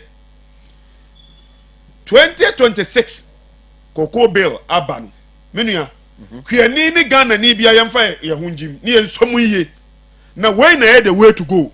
Okay, wey na betumi aboa ma yemman no apagya ye agina than as it used to be. Memfa ne say unindamra kuafo no kro omwo but with this system mpacho kuani bia no ho ye koko kuani a mpacho ye hudamra wo ye be hudamra obia wo ana yete se na obi mu ka no se ne na menu ye ka no se ye se uye kwia no kra untimi mfa bibi fufuro bia nya saa na ete wato so de ni wo bank ni wade mu kan se won say ye koko no ayedi bode ni we num nyina still is allowed na mo no say asase ni da ho no koko no sisi so no na wo kotwatu agu ayade foforo no ena ono no gise uji hu akwankyere na ye mawo ho mra ne ye mawo hu tumi ansana eno nso kra nya wo na wo kobubu ni nyina to agu because it means body no a omo wo koko board no mbe regulate that akọ hu se ampa koko we anyina aburu so se koko te se nipa ye nyini nyinu duru ba bi agi se nti se sadia aban no tambia no a koko no aban no betima ye no projection sa afi we koko akuyafo 10,000 eniti emu 10,000 no mu 1,000 koko no anyini enti omo here seedlings so that we don't rush for seedlings. Okay. So what I say, who rush for seedlings? Obey danya because abandon extra seedlings. No, na ma omo ye seedling plantations. No, omo ye. Yeah. Enti sa abandon ni nipa dodo a obey that to my ye. E bi abandon bet to my ye. Oh ye dodo say. Oh ye projection say. Omo amu koko no ye wu no. Nipa 10,000. Womu so a ye registration. Mu person mu ko into cocoa farming ni 1,000. Nti aye saying 2,000. Yeah. Omo farms no ye 20,000 acres. And into 20,000 acres no ye nim eka bia koko seedling dudu ese osiso. Yeah. Nti aban no projection aban no koko no enkoye te say causing financial loss because ya ye koko no ya nya omo mbagye nti koko na eka. Yeah. Maybe there is more. Now, mommy, even the whole day, we can't finish because there is a lot of good news in this cocoa thing. Okay. Now, ya makwa in this time, a man for entum futuro, and from Ghana for any. Na Ghana for ya bread, and na Ghana for who and mobo, edia konyo we ya mayen. Na konyo ya dinu kredie, any peperi be ye juma. The former deputy agric minister, Eko Kasawa, PM Express, Monday, nra. Now, I'm teaching mu back on the buy any cheze. Cocoa bill we know. I said it was in a rush. One, a great ministry plus that a great committee in parliament, and finance committee in parliament plus that is a legal affairs in parliament. Omunina Asiano as a by in a rush into ono GD say ka president on money mama on train kakra. Yen kwa bontin kwa cheche kokoku ya fo no mo nti ase nwiansa na wasan age atum mbajo ani die kwan so ye gya ni nyina to ho no na ade foforo so sei ye oboso mi ben mu ye oboso mi nwotwe mbajo so onim se omo bebie main koko season nti mbajo se sei ni entwen na ho sumobo no nkodwom dramani maham ho nyesa na onu so nsan meka se nya omo no omo kan da bi ni asie na asie no ade bia ni ho e wo wiase ha ye betumi afiti prekope na memfa ne se ye kwa unya bottleneck nkitinkitin e wo ho me ne se te bia nipa ho adwuma na mo no once adodo no nyina ekoyie no ye start na enko na sabi mpraduasa unsa aban bi kura bai na school dan ni ho but o ye se ye start free SHS ye nyina ye te ase ko start ye ban ba ye gusu ye hyemu kina but what I say onu no kura no se sabi o na classroom ni ho nso onya agidie se let me introduce it na ebefa when I can you mpachominia say in a ratio say in a ratio near di say Ghanaian parliamentarians nyina akobenkro because don't forget the decision of parliament by majority decision either consensus or failure to reach a consensus by majority decision enti say dodo no kobenkro say ni aban no ye no omo pinisu bail no yaje atum okay once enye kotobeku manu de ye foaso okay say sit-on kitin ebebam in nip implementation mbajo ye rectify ye omo aye ni ye mpiapia no nko na nindifo no aye keka omo bo mu no both the house aye di piapia bail no ni ntem so no nka hwe Ghanaians ehia resource intentem the resource no say ye deliver was in fear nine enche na aba unse na no constitutional review omo se fear nine ni swa free papa kofo abrezo ono aka bi na nado aka bi John so aka bi his excellency obi agitum say swa and we need time to wait was a bino yet to me piano man content sound common in the 5 years in June too. Many but on the more serious note, somebody was saying former leaders in Biano agree say. Now Ukonya bad president. I don't know about Kwame. Many but fact of the matter so they say Biano now ya jiatum say ana ye bisa amam for man we mu because don't forget omuko region by region. Dudu onu kire say mfie nan no esua. By referendum ni na be kire. But ute e do referendum na no problem. Yeah, be campaign here 5 years. Me dey building me case no in this regard. That is true. Say it means mfie nan no ebe ye kitwa ampa. Enti e kire say anya akwanya na ntentem because you were enough numbers. Now mo aboa na e contentem a e kire anu so be campaign o because don't forget 4 years na Ghana for their maya ye were absolute majority no. I was say it me the papa. Adi papa ni be the bail where ya pass no. Enti yamfa nya ade na chi na omba bisa say eni ti munya mfie nan no amudi absolute majority court na parliament no mudi ye dan. Ne ya kan kire mu say ye di bu akuafo bail. Enu na sese bail no akuafo anya hoto no. Okay. Emuda ho papa. Abusuafo na kakra e wo ho no. Alright, thank you very much. Joy Kemamiti o on the minority there no mo so reason. Say bail no is in a rush. At least President John Dramani Mahama ntwen so kakra emma akuafo no ntia asem na se nwi ansa na bail no mo ntia asem nwi ansa na wa sign amana ba yemra. I think say like what is there to understand? There na ho a akuafo no ntia omo ntia ase. Because you shall say you have groups or Ghana different cocoa groups or Ghana home also. Hey for say bill now about Montiase. Minority in Anya Kuyani. The point is there's a concern say minority in Ghana fan. No, everybody Anya Kuyani. Kuyafo say he say to ma Kuyafo Ntiase.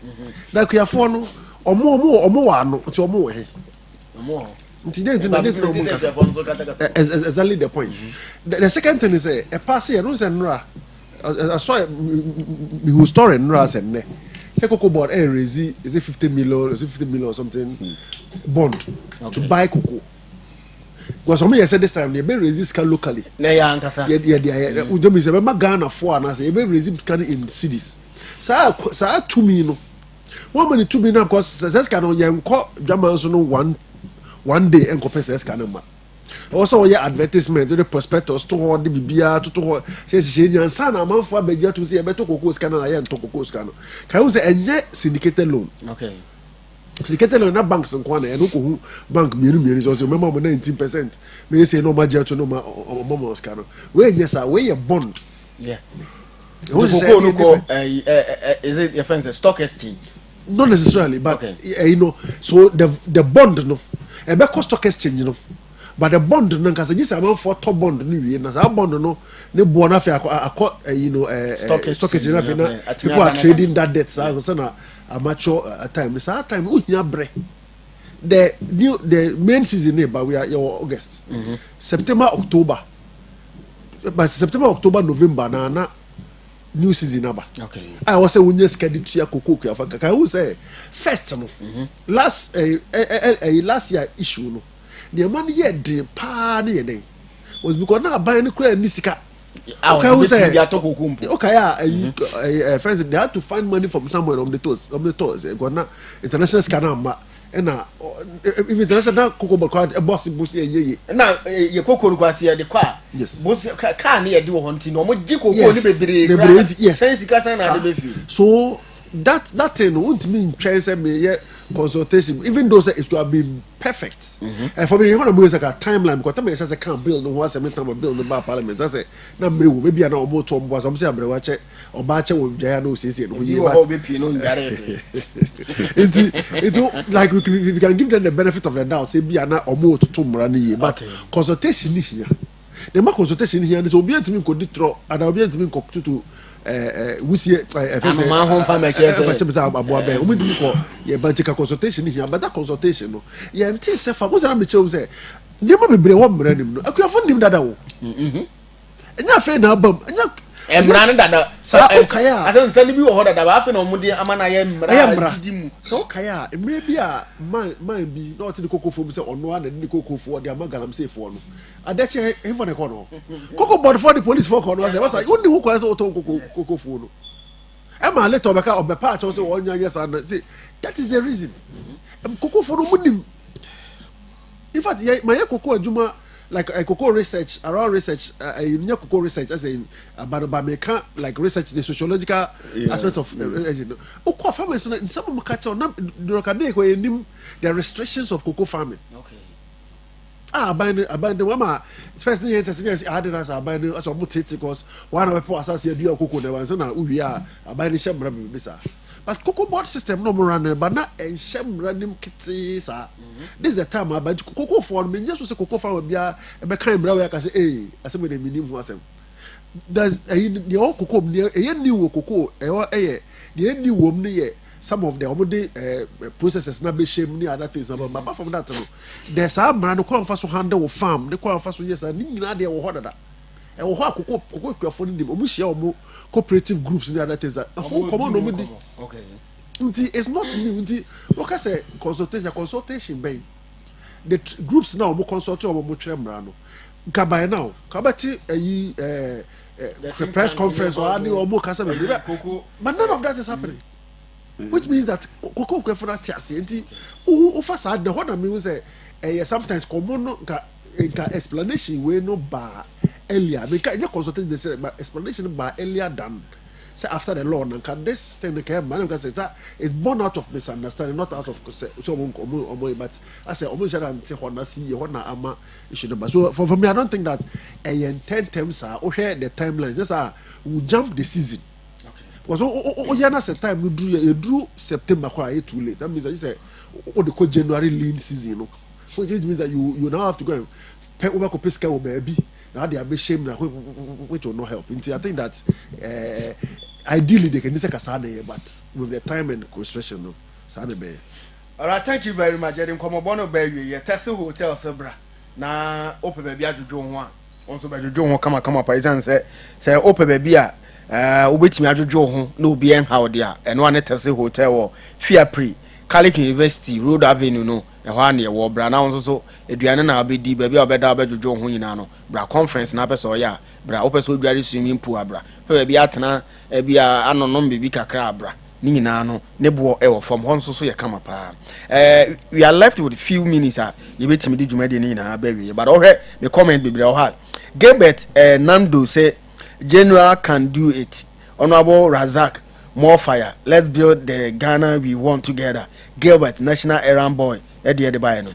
Kens Fanano Drew Dixon say, this is in part 4. Kudos, Massam TV. And so the other by say the question for say the experience gain alone.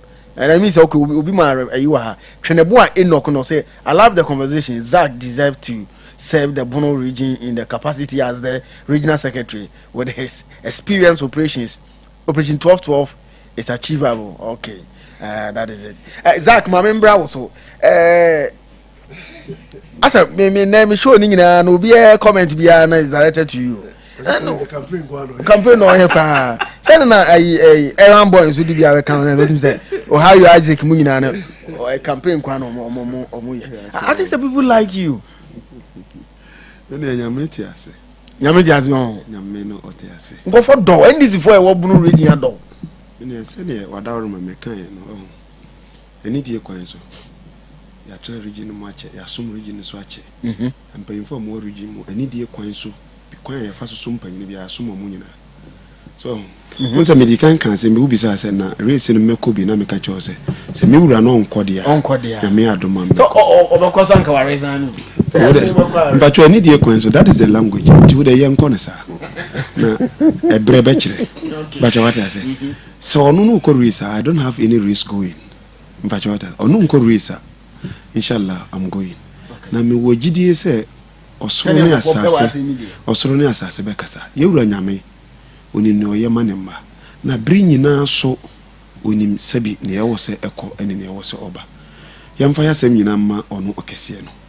Sebi, I think at the right time, me ba mo fidi so any question be our person, any question be our person ubisa me about me political life. But you need a coin so. Maya crado, Maya crado.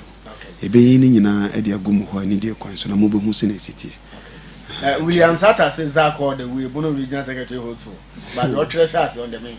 And the William can right. Now a Bono East says so a what to say project name one near Madame Raha Yejuma. Say Madame Raha Bessia could be ma with me our name. Doma East.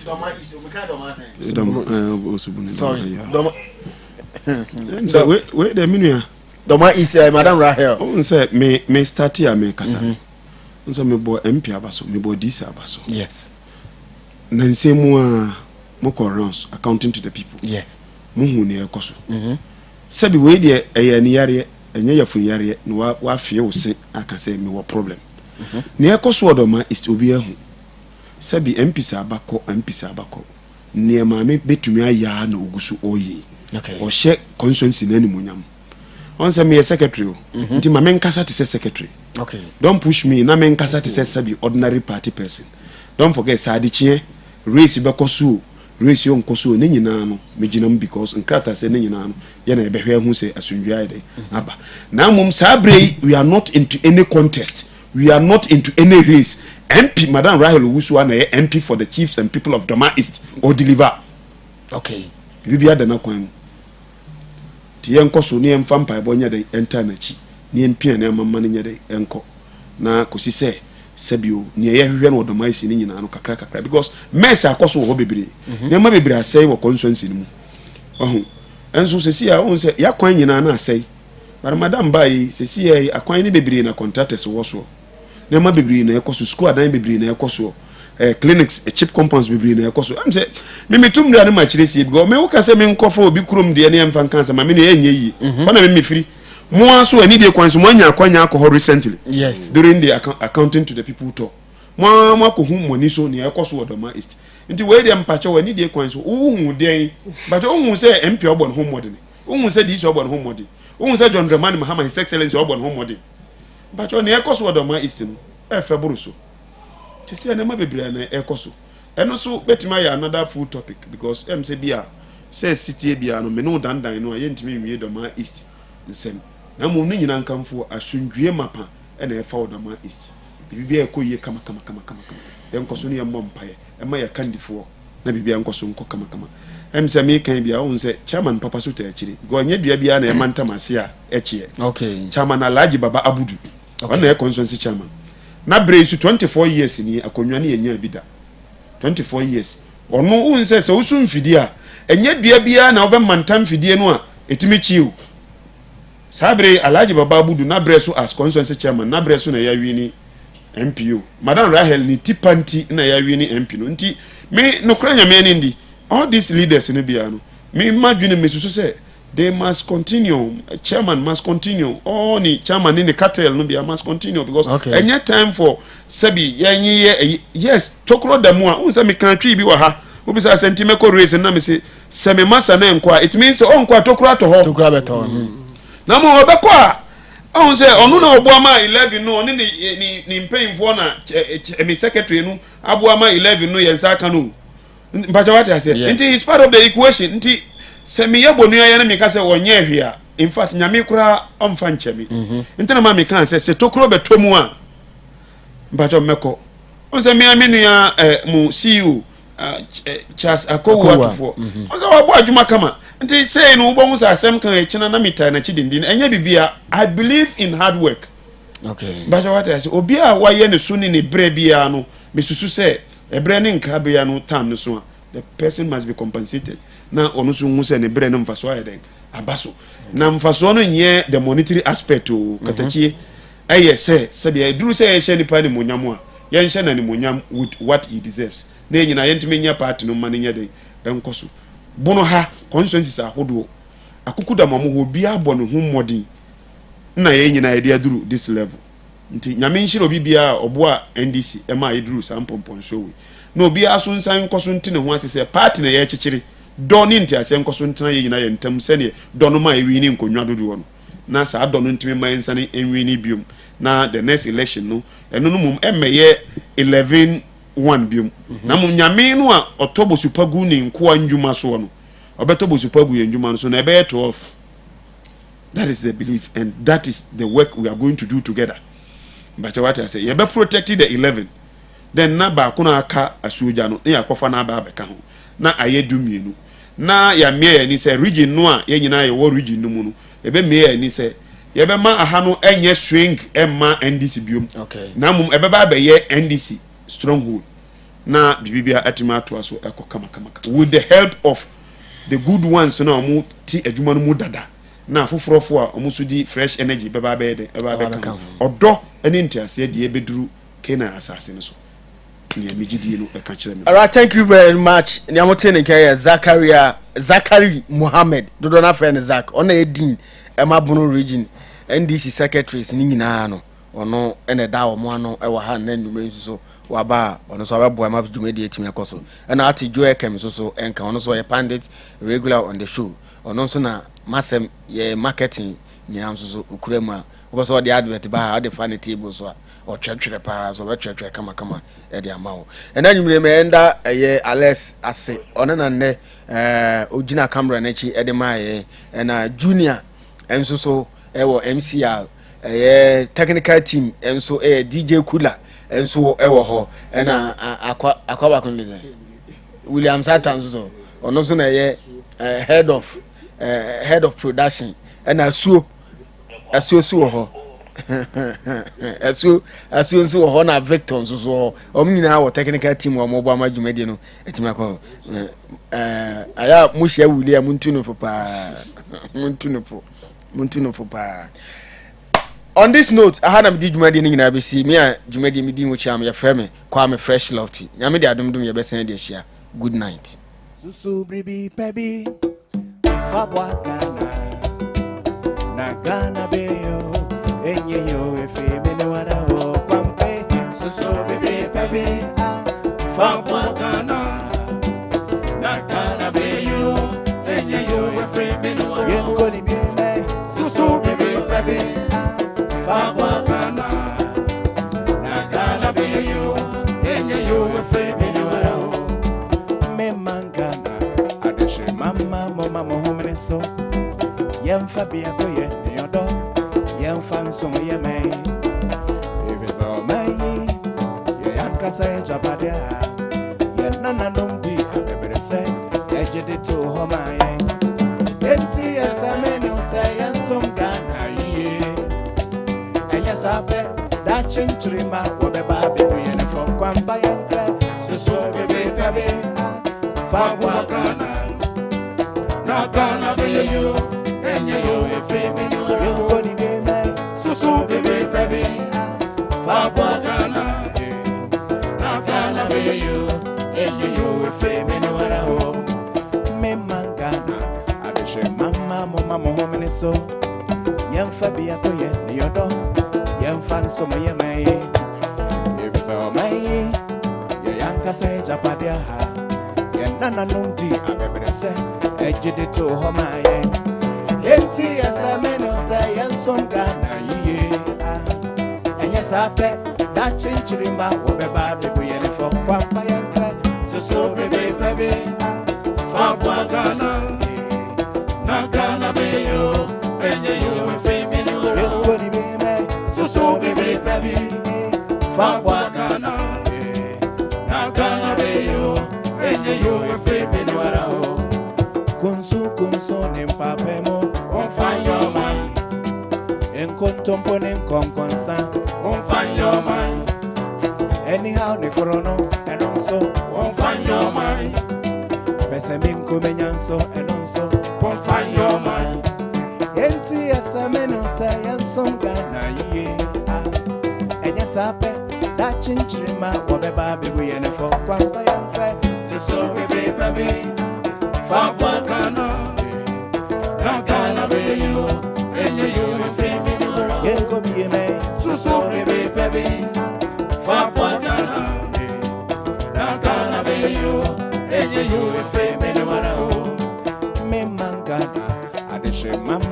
mama mo home so yam fa bia ko ye de odo yam fan so mo ye mai if it's all mai ye yankasa ye japadia ye nana numti abebere se ejede to ho ma ye enti esa me no say yan som Ghana ye enye sape da chinchima wo beba bebu ye no for kwampa yankwe so bebe bebe fa kwa Ghana Ghana be you enye you family yanko di be mai so bebe bebe fa kwa Ghana Ghana be you enye you family wala ho kunso nempapemo won't find your mind in contemponing conconsa won't find your mind anyhow ne chrono and also won't find your mind pesemin kumenyanso and also won't find your mind